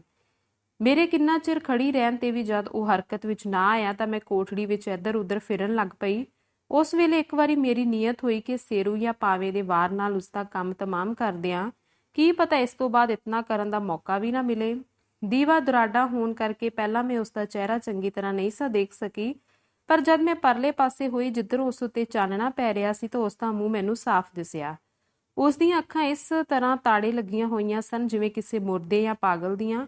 ਅੱਖਾਂ ਰੁੰਨੀਆਂ ਹੋਈਆਂ ਤੇ ਚਿਹਰਾ ਉਸਦਾ ਉਤਰਿਆ ਹੋਇਆ ਸੀ। ਮੈਂ ਬੜੀ ਹੈਰਾਨੀ ਨਾਲ ਵੇਖ ਰਹੀ ਸਾਂ ਕਿ ਮੇਰੀ ਮੌਜੂਦਗੀ ਦਾ ਵੀ ਉਸ ਉੱਤੇ ਕੋਈ ਅਸਰ ਨਹੀਂ ਸੀ, ਨਾ ਹੀ ਉਸ ਆਦਮੀ ਦੀ ਕਹੀ ਹੋਈ ਦੁਲਹਨ ਵਾਲੀ ਗੱਲ ਦਾ। ਮੈਂ ਜਰਾ ਹੋਰ ਨੇੜੇ ਹੋ ਕੇ ਤੱਕਿਆ ਤਾਂ ਉਹ ਰੋ ਰਿਹਾ ਸੀ। ਕਿੱਥੇ ਤਾਂ ਮੈਂ ਉਸ ਨੂੰ ਮਾਰ ਮਕਾਨ ਦੇ ਆਰ ਵਿੱਚ ਸਾਂ ਤੇ ਕਿੱਥੇ ਇਹ ਹਾਲਤ ਕਿ ਉਸ ਉੱਤੇ ਮੈਨੂੰ ਤਰਸ ਜਿਹਾ ਆਉਣ ਲੱਗਾ। ਡਾਢਾ ਨਿਮਾਣਾ ਜਿਹਾ ਉਸਦਾ ਮੂੰਹ ਸੀ ਜਿਸ ਉੱਤੇ ਡੂੰਘੇ ਗਮ ਦੇ ਨਿਸ਼ਾਨ ਸਨ। ਉਹ ਪਲ ਮਗਰੋਂ ਉੱਚੀ ਸਾਰੀ ਠੰਡਾ ਸਾਹ ਭਰਦਾ ਹੋਇਆ ਅੱਲਾ ਕਹਿੰਦਾ ਤੇ ਫਿਰ ਸਿਰ ਨੂੰ ਬਾਹਾਂ ਵਿੱਚ ਲੁਕਾ ਕੇ ਬੁਸਕਣ ਲੱਗ ਪੈਂਦਾ। ਮੈਨੂੰ ਉਸ ਮੌਲਵੀ ਦੀ ਕਹੀ ਗੱਲ ਚੇਤੇ ਆ ਗਈ ਜਿਹੜੀ ਉਸ ਕਹੀ ਸੀ, ਵਿਚਾਰਾ ਸਾਰਾ ਕੁਨਬਾ ਕਤਲ ਕਰਵਾ ਕੇ ਆਇਆ ਹੈ। ਮੈਨੂੰ ਯਕੀਨ ਹੋ ਗਿਆ ਕਿ ਭਾਵੇਂ ਵੀ ਮੇਰੇ ਵਾਂਗ ਮੁਸੀਬਤ ਦਾ ਮਾਰਿਆ ਹੋਇਆ ਹੈ, ਮੈਂ ਆਪ ਵੀ ਘੱਟ ਦੁਖੀ ਨਹੀਂ ਸਾਂ, ਪਰ ਉਸ ਦੀ ਹਾਲਤ ਨੇ ਮੇਰੇ ਦਿਲ ਵਿੱਚ ਨਫ਼ਰਤ ਦੇ ਥਾਂ ਕੁਝ ਹਮਦਰਦੀ ਪੈਦਾ ਕਰ ਦਿੱਤੀ। ਮੈਂ ਹੌਲੀ ਕਦਮ ਵਧਾਉਂਦੀ ਹੋਈ ਉਸਦੇ ਕੋਲ ਜਾ ਖੜੋਤੀ। ਉਹ ਮੈਨੂੰ ਤੱਕ ਰਿਹਾ ਸੀ, ਪਰ ਇਸ ਤਰ੍ਹਾਂ ਜਿਕਰ ਕੋਈ ਬੇਹੋਸ਼ੀ ਦੀ ਹਾਲਤ ਵਿੱਚ। ਮੈਨੂੰ ਯਕੀਨ ਹੋ ਗਿਆ ਕਿ ਉਹ ਜੇ ਪੂਰੀ ਤਰ੍ਹਾਂ ਨਹੀਂ ਤਾਂ ਅੱਧ-ਪਚੱਧਾ ਜ਼ਰੂਰ ਬੇਹੋਸ਼ ਸੀ, ਕਿਉਂਕਿ ਮਗਰੋਂ ਪਤਾ ਲੱਗਾ ਜੋ ਉਸ ਨੂੰ ਕੋਈ ਖਬਰ ਨਹੀਂ ਜੋ ਕਿਹੜੇ ਵੇਲੇ ਕੋਈ ਮੈਨੂੰ ਉਸ ਦੀ ਕੋਠੜੀ ਵਿੱਚ ਛੱਡ ਗਿਆ ਸੀ। ਮੈਂ ਉਸ ਦੀ ਸਰਹੰਦੀ ਵੱਲ ਖੜੀ ਸਾਂ। ਉਸ ਸਿਰ ਚੁੱਕ ਕੇ ਪਹਿਲਾਂ ਮਾਮੂਲੀ ਤੌਰ ਤੇ ਫਿਰ ਹੋਰ ਧਿਆਨ ਨਾਲ ਮੇਰੇ ਵੱਲ ਤੱਕਿਆ ਤੇ ਉਸ ਅੱਧ-ਹੋਸ਼ੀ ਦੀ ਹਾਲਤ ਵਿੱਚ ਉਸ ਦੇ ਮੂੰਹੋਂ ਨਿਕਲ ਗਿਆ, ਕੌਣ? ਮੈਂ ਕੋਈ ਜਵਾਬ ਨਾ ਦੇ ਸਕੀ। ਮੈਨੂੰ ਚੁੱਪ ਵੇਖ ਕੇ ਉੱਠ ਬੈਠਾ। ਉੱਠਦਿਆਂ ਇੱਕ ਵਾਰੀ ਫਿਰ ਉਸ ਠੰਡਾ ਸਾਹ ਭਰਿਆ। ਉਹ ਮੇਰੇ ਚਿਹਰੇ ਵੱਲ ਬਿਤਰ ਤੱਕੀ ਗਿਆ। ਉਸ ਦੀ ਨਜ਼ਰ ਵਿੱਚ ਡਰਾਉਣ ਵਾਲੀ ਕੋਈ ਚੀਜ਼ ਨਹੀਂ ਸੀ। ਬੜੀ ਨਿਮਾਣੀ ਤੇ ਤਰਸਯੋਗ ਤੱਕਣੀ ਸੀ ਉਸਦੀ। ਉਸ ਦੀਆਂ ਅੱਖਾਂ ਵਿੱਚੋਂ ਬਰਾਬਰ ਅਥਰੂ ਚੋ ਰਹੇ ਸਨ। ਕੱਪੜੇ ਲਿੱਤੇ ਤੇ ਚਾਲ ਢਾਲ ਤੋਂ ਪੜ੍ਹਿਆ ਲਿਖਿਆ ਤੇ ਤਹਿਜ਼ੀਬ ਵਾਲਾ ਜਾਪਦਾ ਸੀ। ਭਾਵੇਂ ਕਈ ਦਿਨਾਂ ਤੋਂ ਹਜ਼ਾਮਤ ਨਾ ਹੋਣ ਕਰਕੇ ਉਸਦੇ ਸਿਰ ਤੇ ਦਾੜੀ ਦੇ ਵਾਲ ਵਧੇ ਹੋਏ ਸਨ, ਫਿਰ ਵੀ ਮੈਂ ਸਮਝ ਲਿਆ ਕਿ ਉਹ ਰੋਜ਼ਾਨਾ ਸ਼ੇਵ ਕਰਨ ਦਾ ਆਦੀ ਹੈ। ਮੈਨੂੰ ਖੜੀ ਵੇਖ ਕੇ ਉਸ ਮੈਨੂੰ ਕਿਹਾ, ਤੂੰ ਕੌਣ ਹੈ ਬੀਬੀ? ਇੱਥੇ ਕਿਸ ਮਤਲਬ ਲਈ ਆਈ ਏ? ਇਹ ਕਹਿੰਦਾ ਉਹ ਮੰਜੇ ਤੋਂ ਉੱਠ ਕੇ ਖੜਾ ਹੋ ਗਿਆ ਤੇ ਬੜੀ ਹੈਰਾਨੀ ਨਾਲ ਮੈਨੂੰ ਸਿਰ ਤੋਂ ਪੈਰਾਂ ਤੱਕ ਵੇਖਣ ਲੱਗਾ। ਫਿਰ ਆਪੇ ਕਹਿਣ ਲੱਗਾ, ਤੂੰ ਹਿੰਦੂ ਏ ਸ਼ਾਇਦ? ਉਸ ਦਾ ਸਵਾਲ ਸੁਣ ਕੇ ਇੱਕ ਵਾਰੀ ਫਿਰ ਮੈਨੂੰ ਡਰ ਜਿਹਾ ਆਉਣ ਲੱਗਾ, ਪਰ ਹੋਰ ਚੁੱਪ ਰਹਿਣਾ ਮੁਨਾਸਿਬ ਨਾ ਸਮਝ ਕੇ ਮੈਂ ਉਸਨੂੰ ਜਵਾਬ ਦਿੱਤਾ, ਹਾਂ ਮੈਂ ਹਿੰਦੂ ਹਾਂ। ਮੇਰਾ ਜਵਾਬ ਸੁਣ ਕੇ ਬਜਾਏ ਇਸ ਦੇ ਕਿ ਉਹ ਦਲੇਰ ਹੋ ਜਾਂਦਾ, ਸਗੋਂ ਅਦਬ ਨਾਲ ਇੱਕ ਦੋ ਕਦਮ ਪਿੱਛੇ ਹਟਦਾ ਹੋਇਆ ਬੋਲਿਆ, ਮੈਂ ਇਸ ਵੇਲੇ ਪੂਰੀ ਤਰ੍ਹਾਂ ਹੋਸ਼ ਵਿੱਚ ਨਹੀਂ ਹਾਂ। ਜੇ ਮੇਰੇ ਮੂੰਹੋਂ ਕੋਈ ਮੁਨਾਸਬ ਲਫ਼ਜ਼ ਨਿਕਲ ਗਿਆ ਹੋਵੇ ਤਾਂ ਮਾਫ ਕਰ ਦੇਣਾ। ਕੀ ਮੈਂ ਤੁਹਾਡੇ ਇੱਥੇ ਆਉਣ ਦਾ ਸਬੱਬ ਪੁੱਛ ਸਕਦਾ ਹਾਂ? ਉਸ ਦੀ ਬਾਅਦਬ ਬੋਲਚਾਲ ਤੇ ਸ਼ਰੀਫਾਂ ਵਾਲਾ ਰਵੱਈਆ ਵੇਖ ਕੇ ਮੇਰੇ ਦਿਲ ਨੂੰ ਕਾਫੀ ਤਸੱਲੀ ਹੋਈ। ਮੈਂ ਜਦ ਉਸਦੇ ਜਵਾਬ ਵਿੱਚ ਕੁਝ ਨਾ ਬੋਲੀ ਤਾਂ ਉਹ ਆਪ ਹੀ ਕਹਿਣ ਲੱਗਾ, ਤੁਹਾਨੂੰ ਅਗਵਾ ਕਰਕੇ ਲਿਆਂਦਾ ਗਿਆ ਹੈ ਸ਼ਾਇਦ? ਮੈਨੂੰ ਪਤਾ ਲੱਗਾ ਸੀ ਕਿ ਇਸ ਪਿੰਡ ਦੇ ਆਦਮੀ ਕੁਝ ਹਿੰਦੂ ਲੜਕੀਆਂ ਫੜ ਲਿਆਏ ਨੇ। ਮੈਂ ਜਵਾਬ ਦਿੱਤਾ, ਹਾਂ ਉਹਨਾਂ ਹੀ ਬਦਨਸੀਬਾਂ ਵਿੱਚੋਂ ਹਾਂ। ਮੇਰੀ ਗੱਲ ਸੁਣ ਕੇ ਉਸ ਕੁਝ ਬੋਲਣਾ ਚਾਹਿਆ ਪਰ ਆਵਾਜ਼ ਨਾ ਕੱਢ ਸਕਿਆ। ਉਸ ਦੇ ਅਥਰੂ ਫਿਰ ਜਾਰੀ ਹੋ ਗਏ। ਬੜੀ ਮੁਸ਼ਕਿਲ ਨਾਲ ਉਸ ਆਪਣੇ ਆਪ ਨੂੰ ਸੰਭਾਲਿਆ ਤੇ ਫਿਰ ਉਸੇ ਤਰ੍ਹਾਂ ਡੁਬਡੁਬਾਈਆਂ ਅੱਖਾਂ ਨਾਲ ਮੇਰੇ ਵੱਲ ਤੱਕ ਕੇ ਬੋਲਿਆ, ਖੁਦਾ ਗਾਰਤ ਕਰੇ ਇਹਨਾਂ ਸ਼ੈਤਾਨਾਂ ਨੂੰ। ਤੇ ਫਿਰ ਉਤਾਂਹ ਤੱਕ ਕੇ ਜਿਵੇਂ ਪ੍ਰਾਰਥਨਾ ਕਰੀਦੀ ਹੈ ਕਹਿਣ ਲੱਗਾ, ਯਾ ਪਰਵਰਦਿਗਾਰ, ਤੂੰ ਕਿੱਥੇ ਹੈ? ਕਿਹੜੇ ਅਸਮਾਨਾਂ ਵਿੱਚ ਲੁਕਿਆ ਬੈਠਾ ਹੈ ਕਿ ਇਹਨਾਂ ਲੋਕਾਂ ਉੱਤੇ ਆਪਣਾ ਕਹਿਰ ਨਾਜ਼ਲ ਨਹੀਂ ਕਰਦਾ? ਕਹਿੰਦਾ ਕਹਿੰਦਾ ਉਹ ਫੁੱਟ ਫੁੱਟ ਕੇ ਰੋਣ ਲੱਗ ਪਿਆ। ਉਹ ਹਲੀਮੀ ਨਾਲ ਮੈਨੂੰ ਕਹਿਣ ਲੱਗਾ, ਤੁਸੀਂ ਜੇ ਤਕੱਲਫ ਨਾ ਸਮਝੋ ਤਾਂ ਬੈਠ ਜਾਓ। ਮੈਂ ਬੈਠ ਗਈ ਤੇ ਫਿਰ ਮੈਂ ਉਸਨੂੰ ਦੱਸਿਆ ਕਿ ਉਹ ਦੋ ਮੁਸਲਮਾਨ ਮੈਨੂੰ ਉਸ ਕੋਲ ਛੱਡ ਗਏ ਸਨ, ਜਿਸ ਨੂੰ ਸੁਣਦਿਆਂ ਉਹ ਸ਼ਰਮ ਨਾਲ ਪਾਣੀ ਪਾਣੀ ਹੋ ਗਿਆ। ਉਸਦਾ ਨਾਮ ਅਬਦੁਲ ਸਮਦ ਸੀ, ਪਰ ਮਨਸੂਰ ਕਰਕੇ ਮਸ਼ਹੂਰ ਸੀ। ਇਹ ਉਸਦਾ ਉਪਨਾਮ ਸੀ। ਡਾਕਟਰ ਨੇ ਪੁੱਛਿਆ ਕਿ ਉਹ ਸ਼ਾਇਰ ਸੀ? ਬੜਾ ਉੱਚੇ ਦਰਜੇ ਦਾ ਸ਼ਾਇਰ ਡਾਕਟਰ ਜੀ। ਸ਼ਾਇਰ ਤੋਂ ਛੋਟੋ ਮਜਲਸ ਅਹਿਰਾਰ ਦਾ ਰੁਕਨ ਵੀ ਸੀ, ਜਿਸ ਕਰਕੇ ਆਪਣੇ ਸ਼ਹਿਰ ਵਿੱਚ ਉਸਦੀ ਬੜੀ ਇੱਜ਼ਤ ਸੀ। ਉਹ ਆਪਣੀ ਜ਼ਿੰਦਗੀ ਵਿੱਚ ਜਿੰਨੀ ਵੀ ਨਜ਼ਮ ਨਸਰ ਲਿਖੀ ਸੀ ਸਾਰੀ ਹੀ ਇਤਿਹਾਦ ਉੱਤੇ। ਫਿਰ ਵੀ ਵਿਚਾਰਾ ਬਰਬਾਦੀ ਤੋਂ ਬਚ ਨਾ ਸਕਿਆ। ਉਸਦੀ ਉਮਰ 22-24 ਵਰ੍ਹਿਆਂ ਦੀ ਹੋਵੇਗੀ। ਉੱਚਾ ਲੰਮਾ ਤੇ ਨਾਜ਼ੁਕ ਜਿਹਾ, ਜਿਵੇਂ ਕੁਦਰਤ ਨੇ ਉਸਨੂੰ ਸ਼ਾਇਰ ਬਣਾ ਕੇ ਹੀ ਦੁਨੀਆ ਵਿੱਚ ਭੇਜਿਆ ਸੀ। ਗੱਲਾਂ ਕਥਾਂ ਵਿੱਚ ਉਹ ਜਿੰਨੀ ਵਾਰੀ ਵੀ ਆਪਾਂ ਦਾ ਨਾਂ ਲੈਂਦਾ ਉਸਦੀਆਂ ਅੱਖਾਂ ਭਰ ਆਉਂਦੀਆਂ। ਪੈਸਾ ਟਕਾ ਜਾਂ ਹੋਰ ਜੋ ਕੁਝ ਉਹ ਲੈ ਕੇ ਘਰੋਂ ਨਿਕਲਿਆ ਸੀ ਉਹ ਤਾਂ ਰਸਤੇ ਵਿੱਚ ਹੀ ਲੁੱਟਿਆ ਗਿਆ। ਸਿਰਫ ਕਿਤਾਬਾਂ ਤੇ ਕਾਗਜ਼ਾਂ ਪੱਤਰਾਂ ਦੀ ਇੱਕ ਗਠੜੀ ਉਸ ਪਾਸ ਬਚੀ ਰਹਿ ਗਈ ਸੀ ਤੇ ਜੇ ਮਨਸੂਰ ਨੂੰ ਕੋਈ ਪੁੱਛੇ ਤਾਂ ਉਹ ਹਮੇਸ਼ਾ ਇਹੋ ਕਹਿੰਦਾ ਸੀ ਕਿ ਉਸਦੀ ਜ਼ਿੰਦਗੀ ਦਾ ਸਭ ਤੋਂ ਕੀਮਤੀ ਸਰਮਾਇਆ ਇਹੋ ਗਠੜੀ ਹੈ। ਅੱਛਾ, ਫਿਰ ਕਿਵੇਂ ਬੀਤੀ ਤੁਹਾਡੇ ਨਾਲ? ਪੁੰਨਿਆ ਬੋਲੀ, ਇੱਕ ਤਾਂ ਅਸੀਂ ਦੋਵੇਂ ਹੀ ਇੱਕੋ ਜਿਹੇ ਦੁਖੀ ਸਾਂ। ਦੁਖੀ ਨੂੰ ਹੀ ਦੁਖੀ ਦੀ ਸਾਰ ਹੁੰਦੀ ਹੈ। ਦੂਜਾ, ਮਨਸੂਰ ਸੁਭਾਵਕ ਹੀ ਏਕਤਾ ਦਾ ਹਾਮੀ ਸੀ। ਉਹ ਮੁਸਲਮਾਨ ਹੁੰਦਾ ਹੋਇਆ ਵੀ ਅਸਲ ਵਿੱਚ ਸ਼ਰਾ ਸ਼ਰੀਅਤ ਤੇ ਤਸੱਬਾਂ ਤੋਂ ਉੱਚਾ ਸੀ। ਆਪਣਾ ਘਰ-ਬਾਰ ਤੇ ਟੱਬਰ ਕਬੀਲਾ ਸਾਰਾ ਤਬਾਹ ਕਰਵਾ ਲੈਣ ਤੋਂ ਬਾਅਦ ਵੀ ਕਿਸੇ ਗੈਰ ਮੁਸਲਿਮ ਨੂੰ ਕੋਸਦਿਆਂ ਮੈਂ ਉਸਨੂੰ ਕਦੀ ਨਹੀਂ ਸੀ ਸੁਣਿਆ, ਬਲਕਿ ਅਕਸਰ ਉਹ ਆਪਣੇ ਹਿੰਦੂ ਸਿੱਖ ਦੋਸਤਾਂ ਨੂੰ ਯਾਦ ਕਰ ਕਰਕੇ ਹੌਂਕੇ ਭਰਿਆ ਕਰਦਾ ਸੀ। ਉਹ ਜੇ ਨਫ਼ਰਤ ਕਰਦਾ ਸੀ ਤਾਂ ਮਜ਼ਹਬੀ ਜਨੂਨੀਆਂ ਨੂੰ, ਹਿੰਦੂ ਹੋਣ ਭਾਵੇਂ ਮੁਸਲਮਾਨ। ਮਨਸੂਰ ਬਹੁਤ ਡੂੰਘਾ ਸੀ। ਮੈਂ ਅਖੀਰ ਤੱਕ ਪੂਰੀ ਤਰ੍ਹਾਂ ਉਸਦੀ ਹਾਥ ਨਾ ਲੈ ਸਕੀ, ਪਰ ਜਿੰਨਾ ਵੀ ਮੈਂ ਉਸਨੂੰ ਵੇਖ ਸਕੀ ਉਹ ਹਕੀਕੀ ਸ਼ਾਇਰ ਸਾਬਿਤ ਹੋਇਆ। ਉਸਨੂੰ ਪੂਰਾ ਪੜ੍ਹਨ ਲਈ ਇੱਕ ਪੂਰੀ ਜ਼ਿੰਦਗੀ ਜਿੰਨੇ ਵਕਤ ਦੀ ਲੋੜ ਸੀ, ਪਰ ਡਾਕਟਰ ਜੀ ਉਹ ਤੇ ਪੁੰਨਿਆਂ ਦੇ ਗਲੇਡੂਆਂ ਨੇ ਕੋਸ਼ਿਸ਼ ਕਰਦਿਆਂ ਹੋਇਆਂ ਵੀ ਗੱਲ ਉਸਨੂੰ ਪੂਰੀ ਨਾ ਕਰਨ ਦਿੱਤੀ। 1 ਮਿੰਟ, 2 ਮਿੰਟ, 3 ਮਿੰਟ, ਇਸ ਤੋਂ ਬਾਅਦ ਦੋ ਪਾਸੀ ਖਾਮੋਸ਼ੀ ਛਾਈ ਰਹੀ। ਡਾਕਟਰ ਦੇ ਅੰਦਰ ਭਾਵੇਂ ਮਨਸੂਰ ਦਾ ਅਗਲਾ ਹਾਲ ਜਾਣਨ ਦੀ ਬੜੀ ਖਿੱਚ ਸੀ, ਪਰ ਪੁੰਨਿਆਂ ਦੀ ਹਾਲਤ ਨੇ ਉਸਦੀ ਪੁੱਛਣ ਕਾਲ ਉੱਤੇ ਜਿਵੇਂ ਕੋਈ ਗਲਾਫ ਜਿਹਾ ਚੜਾ ਦਿੱਤਾ। ਲੜੀ ਨੂੰ ਮੁੜ ਜਾਰੀ ਕਰਦੀ ਹੋਈ ਪੁੰਨਿਆ ਬੋਲੀ, ਮੈਂ ਸੁਭਾਅ ਦੀ ਹੀ ਖੁੱਲੀ ਸਾਂ। ਸੰਗ ਸੰਗਾ ਮੈਂ ਕਦੀ ਬਹੁਤਾ ਕੀਤਾ ਹੀ ਨਹੀਂ ਸੀ। ਉਸ ਗੱਭਰੂ ਦੀਆਂ ਦਿਲਚਸਪ ਗੱਲਾਂ ਨੇ ਮੈਨੂੰ ਹੋਰ ਵੀ ਦਲੇਰ ਕਰ ਦਿੱਤਾ। ਮੈਨੂੰ ਇਸ ਗੱਲ ਦਾ ਵੀ ਯਕੀਨ ਹੋ ਚੁੱਕਾ ਸੀ ਕਿ ਮਨਸੂਰ ਪਾਸੋਂ ਮੈਨੂੰ ਕੋਈ ਖਤਰਾ ਨਹੀਂ, ਸਗੋਂ ਆਉਣ ਵਾਲੇ ਖਤਰਿਆਂ ਵੇਲੇ ਉਹ ਮੇਰਾ ਰਾਖਾ ਸਾਬਿਤ ਹੋਵੇਗਾ। ਅਸੀਂ ਦੋਵੇਂ ਇੱਕ ਦੂਜੇ ਦੇ ਕੋਲ ਬੈਠੇ ਸਾਂ ਤੇ ਸਾਨੂੰ ਦੋਹਾਂ ਨੂੰ ਇੱਕ ਦੂਜੇ ਦੀ ਆਪ ਬੀਤੀ ਸੁਣਨ ਦੀ ਕਾਹਲ ਸੀ। ਮੈਂ ਚਾਹੁੰਦੀ ਸਾਂ ਕਿ ਪਹਿਲਾਂ ਉਹ ਮੈਨੂੰ ਆਪਣਾ ਹਾਲ ਸੁਣਾਵੇ ਤੇ ਉਸਦੀ ਖਾਹਿਸ਼ ਸੀ ਕਿ ਪਹਿਲਾਂ ਮੈਂ ਸੁਣਾਵਾਂ। ਅਖੀਰ ਉਸੇ ਨੂੰ ਪਹਿਲ ਕਰਨੀ ਪਈ। ਉਸ ਦੀ ਕਹਾਣੀ ਇਤਨੀ ਦਰਦਨਾਕ ਸੀ ਕਿ ਸੁਣਦਿਆਂ ਸੁਣਦਿਆਂ ਮੈਂ ਆਪਣੇ ਦੁੱਖ ਦਰਦ ਵੱਲੋਂ ਬੇਧਿਆਨੀ ਹੋ ਗਈ। ਪਰ ਉਸਨੇ ਕਹਾਣੀ ਦੇ ਛੇਕੜ ਵਿੱਚ ਜੋ ਕੁਝ ਦੱਸਿਆ ਬੜਾ ਹੀ ਦਿਲ ਤੋੜਵਾਂ ਸੀ। ਦਿਲ ਤੋੜਵਾਂ ਕਿਸ ਤਰ੍ਹਾਂ? ਡਾਕਟਰ ਨੇ ਪੁੱਛਿਆ। ਉਸਨੇ ਆਤਮ ਹੱਤਿਆ ਕਰਨ ਦਾ ਇਰਾਦਾ ਕਰ ਰੱਖਿਆ ਸੀ। ਆਤਮ ਹੱਤਿਆ ਕਰਨ ਦਾ? ਹਾਂਜੀ। ਕਿਉਂ? ਸ਼ਾਇਦ ਰਿਸ਼ਤੇਦਾਰਾਂ ਦੀ ਮੌਤ ਦੇ ਸਦਮੇ ਕਰਕੇ। ਮੈਂ ਵੀ ਇਹੋ ਖਿਆਲ ਕਰਦੀ ਸਾਂ, ਪਰ ਅਸਲ ਕਾਰਨ ਕੁਝ ਹੋਰ ਸੀ। ਉਹ ਕੀ? ਰਿਸ਼ਤੇਦਾਰਾਂ ਦੀ ਮੌਤ ਦਾ ਸਦਮਾ ਤਾਂ ਉਸ ਕਿਸੇ ਨਾ ਕਿਸੇ ਤਰ੍ਹਾਂ ਸਹਿ ਲਿਆ, ਪਰ ਇੱਕ ਐਸੀ ਸੱਟ ਉਸ ਉੱਤੇ ਆ ਪਈ ਜਿਸ ਨੂੰ ਸਹਾਰਨ ਦੀ ਸਮਰੱਥਾ ਉਹ ਆਪਣੇ ਅੰਦਰ ਸ਼ਾਇਦ ਨਹੀਂ ਸੀ ਰੱਖਦਾ। ਉਸਦੇ ਮਾਮੇ ਦੀ ਲੜਕੀ ਨੂੰ ਅਗਵਾ ਕਰ ਲਿਆ ਸੀ, ਜਿਸ ਨੂੰ ਉਹ ਆਪਾ ਕਹਿ ਕੇ ਬੁਲਾਉਂਦਾ ਸੀ। ਪੁੰਨਿਆ ਦੱਸਣ ਲੱਗੀ। ਮਨਸੂਰ ਫਕੀਰਾਨਾ ਜੇ ਸੁਭਾਅ ਦਾ ਗੱਭਰੂ ਸੀ। ਸ਼ਾਇਰੀ ਦੀ ਦਾਤ ਤਾਂ ਉਸਨੂੰ ਨਿੱਕਿਆਂ ਹੁੰਦਿਆਂ ਤੋਂ ਹੀ ਮਿਲੀ ਸੀ। ਉਸਦਾ ਪਿਓ ਇੱਕ ਵਕੀਲ ਸੀ ਤੇ ਉਸਦੇ ਵੱਡੇ ਦੋਵੇਂ ਭਰਾ ਵੱਡੀਆਂ ਵੱਡੀਆਂ ਸਰਕਾਰੀ ਨੌਕਰੀਆਂ ਤੇ ਸਨ, ਜਿਸ ਕਰਕੇ ਮਨਸੂਰ ਦੇ ਸਿਰ ਤੇ ਘਰੋਗੀ ਜ਼ਿੰਮੇਵਾਰੀਆਂ ਦਾ ਕੋਈ ਬੋਝ ਨਹੀਂ ਸੀ, ਬਸ ਸ਼ਾਇਰੀ ਕਰਨੀ ਤੇ ਮੁਸ਼ਾਇਰਿਆਂ ਵਿੱਚ ਜਾ ਜਾ ਕੇ ਬੋਲਣਾ। ਘਰ ਵਿੱਚ ਉਸਦਾ ਆਦਰ ਤਾਂ ਸਾਰੇ ਹੀ ਕਰਦੇ ਸਨ, ਪਰ ਉਸਦੀ ਸ਼ਾਇਰਾਨਾ ਕਦਰ ਕੀਮਤ ਸਿਰਫ ਇੱਕੋ ਹਸਤੀ ਜਾਣਦੀ ਸੀ। ਉਹ ਸੀ ਆਪਾ, ਜਿਹੜੀ ਉਸਦੀਆਂ ਨਜ਼ਮਾਂ ਸੁਣ ਸੁਣ ਕੇ ਸਦਕੇ ਘੋਲੇ ਹੁੰਦੀ ਰਹਿੰਦੀ ਸੀ। ਦੋਹਾਂ ਵਿੱਚ ਇਤਨਾ ਪਿਆਰ ਸੀ ਕਿ ਇੱਕ ਦੂਜੇ ਤੋਂ ਬਿਨਾਂ ਉਹਨਾਂ ਦਾ ਸਵਾਸ ਚੱਲਣਾ ਮੁਸ਼ਕਿਲ ਹੋ ਜਾਂਦਾ। ਮਨਸੂਰ ਨੇ ਦੱਸਿਆ ਕਿ ਆਪਣੀ ਸ਼ਾਇਰੀ ਦੀ ਮਸਤੀ ਵਿੱਚ ਉਸ ਨੂੰ ਤਨ ਬਦਨ ਦੀ ਹੋਸ਼ ਨਹੀਂ ਸੀ ਰਹਿੰਦੀ, ਇੱਥੋਂ ਤੱਕ ਕਿ ਜੇ ਉਸਨੂੰ ਕੋਈ ਯਾਦ ਨਾ ਕਰਾਵੇ ਤਾਂ ਰੋਟੀ ਤੱਕ ਖਾਣ ਦਾ ਉਸਨੂੰ ਚੇਤਾ ਨਹੀਂ ਸੀ ਰਹਿੰਦਾ, ਤੇ ਸਾਰੀਆਂ ਜ਼ਿੰਮੇਵਾਰੀਆਂ ਉਸਦੀ ਆਪਾ ਨੇ ਚੁੱਕੀਆਂ ਸਨ। ਉਸਨੂੰ ਨਹਾਉਣ ਲਈ ਮਜਬੂਰ ਕਰਨਾ, ਕੱਪੜੇ ਬਦਲਣ ਦਾ ਚੇਤਾ ਕਰਾਉਣਾ, ਇੱਥੋਂ ਤੱਕ ਕਿ ਸ਼ੇਵ ਕਰਨ ਦੀ ਯਾਦ ਦਿਵਾਣੀ ਵੀ ਆਪਾ ਦੇ ਜੁੰਮੇ ਸੀ। ਡਾਕਟਰ ਜੀ, ਕਦੀ ਤੁਸੀਂ ਮਨਸੂਰ ਨੂੰ ਆਪਾ ਦਾ ਜ਼ਿਕਰ ਕਰਦਿਆਂ ਵੇਖ ਲੈਂਦੇ ਤਾਂ ਕਲੇਜ਼ਾ ਫੜ ਕੇ ਬੈਠ ਜਾਂਦੇ। ਉਹ ਆਪਣੀ ਆਪਾ ਦੀ ਜੁਦਾਈ ਨੂੰ ਇੰਨੀ ਬੁਰੀ ਤਰ੍ਹਾਂ ਸਹਿ ਰਿਹਾ ਸੀ ਕਿ ਦੁਨੀਆ ਦੀ ਹੋਰ ਕਿਸੇ ਚੀਜ਼ ਵੱਲ ਉਸਦਾ ਧਿਆਨ ਹੀ ਨਹੀਂ ਸੀ। ਉਹ ਸ਼ੁਦਾਈਆਂ ਵਾਂਗ ਘੜੀ ਮੁੜੀ ਕਰਨ ਲੱਗ ਪੈਂਦਾ। ਆਪਾ ਤੂੰ ਇਸ ਵੇਲੇ ਕਿੱਥੇ ਹੋਵੇਂਗੀ? ਜ਼ਾਲਮਾਂ ਨੇ ਤੇਰੀ ਅਸਮਤ ਨੂੰ ਪੈਰਾਂ ਹੇਠ ਰੋਲਿਆ ਹੋਵੇਗਾ। ਮੇਰੀ ਗਰੀਬ ਆਪਾ, ਮੇਰੀ ਬਦਨਸੀਬ ਆਪਾ। ਇਸੇ ਤਰ੍ਹਾਂ ਦਾ ਵਿਰਲਾਪ ਉਹ ਮੁੜ ਮੁੜ ਕਰਨਾ ਸ਼ੁਰੂ ਕਰਦਾ, ਤੇ ਜਦ ਉਸਦੀ ਸੁਰਤ ਜਰਾ ਟਿਕਾਣੇ ਆਉਂਦੀ ਤਾਂ ਮੇਰੇ ਨਾਲ ਗੱਲਾਂ ਕਰਨ ਲੱਗ ਪੈਂਦਾ। ਹੋਰ ਗੱਲਾਂ ਵਿੱਚ ਉਹ ਫਿਰ ਆਪਾ ਦਾ ਕਿੱਸਾ ਛੇੜ ਬਹਿੰਦਾ। ਮੇਰੀ ਆਪਾ ਕੋਈ ਆਮ ਕੁੜੀਆਂ ਵਰਗੀ ਥੋੜੀ ਸੀ। ਉਹ ਬੜੀ ਆਲਮ ਫਾਜ਼ਲ, ਬੜੀ ਅਦੀਬ ਤੇ ਜਾਨਿਸਾਰ ਕੁੜੀ ਸੀ। ਮਨਸੂਰ ਲਈ ਡਾਕਟਰ ਜੀ, ਮੇਰਾ ਦਿਲ ਤਰਸ ਨਾਲ ਭਰ ਗਿਆ ਤੇ ਮੇਰੇ ਅੰਦਰੋਂ ਇੱਕ ਚਾਹ ਉੱਠੀ, ਕਾਸ਼ ਕਦੀ ਮੈਂ ਇਸ ਦੀ ਆਪਾ ਬਣ ਸਕਦੀ। ਅਖੀਰ ਮੈਂ ਆਪਣੇ ਇਸ ਜਜ਼ਬੇ ਨੂੰ ਰੋਕ ਨਾ ਸਕੀ। ਜਦ ਮੈਂ ਦੇਖਿਆ ਕਿ ਮਨਸੂਰ ਖੁਦਕੁਸ਼ੀ ਕਰਨ ਦਾ ਪੱਕਾ ਇਰਾਦਾ ਕਰ ਚੁੱਕਾ ਹੈ, ਕੇਵਲ ਇਸ ਦਾ ਸਾਧਨ ਹਜੇ ਤੱਕ ਉਸ ਨੂੰ ਨਹੀਂ ਸੀ ਲੱਭ ਸਕਿਆ, ਤਾਂ ਮੈਂ ਉਸ ਦਾ ਹੱਥ ਫੜ ਕੇ ਕਿਹਾ, ਮਨਸੂਰ, ਕੀ ਪਤਾ ਕਦੀ ਕਿਸਮਤ ਤੇਰੀ ਆਪਾ ਨੂੰ ਮੋੜ ਲਿਆਵੇ, ਪਰ ਜੇ ਤੂੰ ਇਸ ਤਰ੍ਹਾਂ ਜਾਨ ਉੱਤੇ ਖੇਡ ਗਿਓ ਤਾਂ ਉਸ ਵਿਚਾਰੀ ਦਾ ਕੀ ਹਾਲ ਹੋਵੇਗਾ? ਮਨਸੂਰ ਕਹਿਣ ਲੱਗਾ, ਮੈਂ ਇਸ ਗੱਲ ਨੂੰ ਖੁਦ ਸਮਝਦਾ ਹਾਂ, ਪਰ ਕੀ ਕਰਾਂ, ਦਿਲ ਦੀ ਹਾਲਤ ਤੋਂ ਮਜਬੂਰ ਹਾਂ।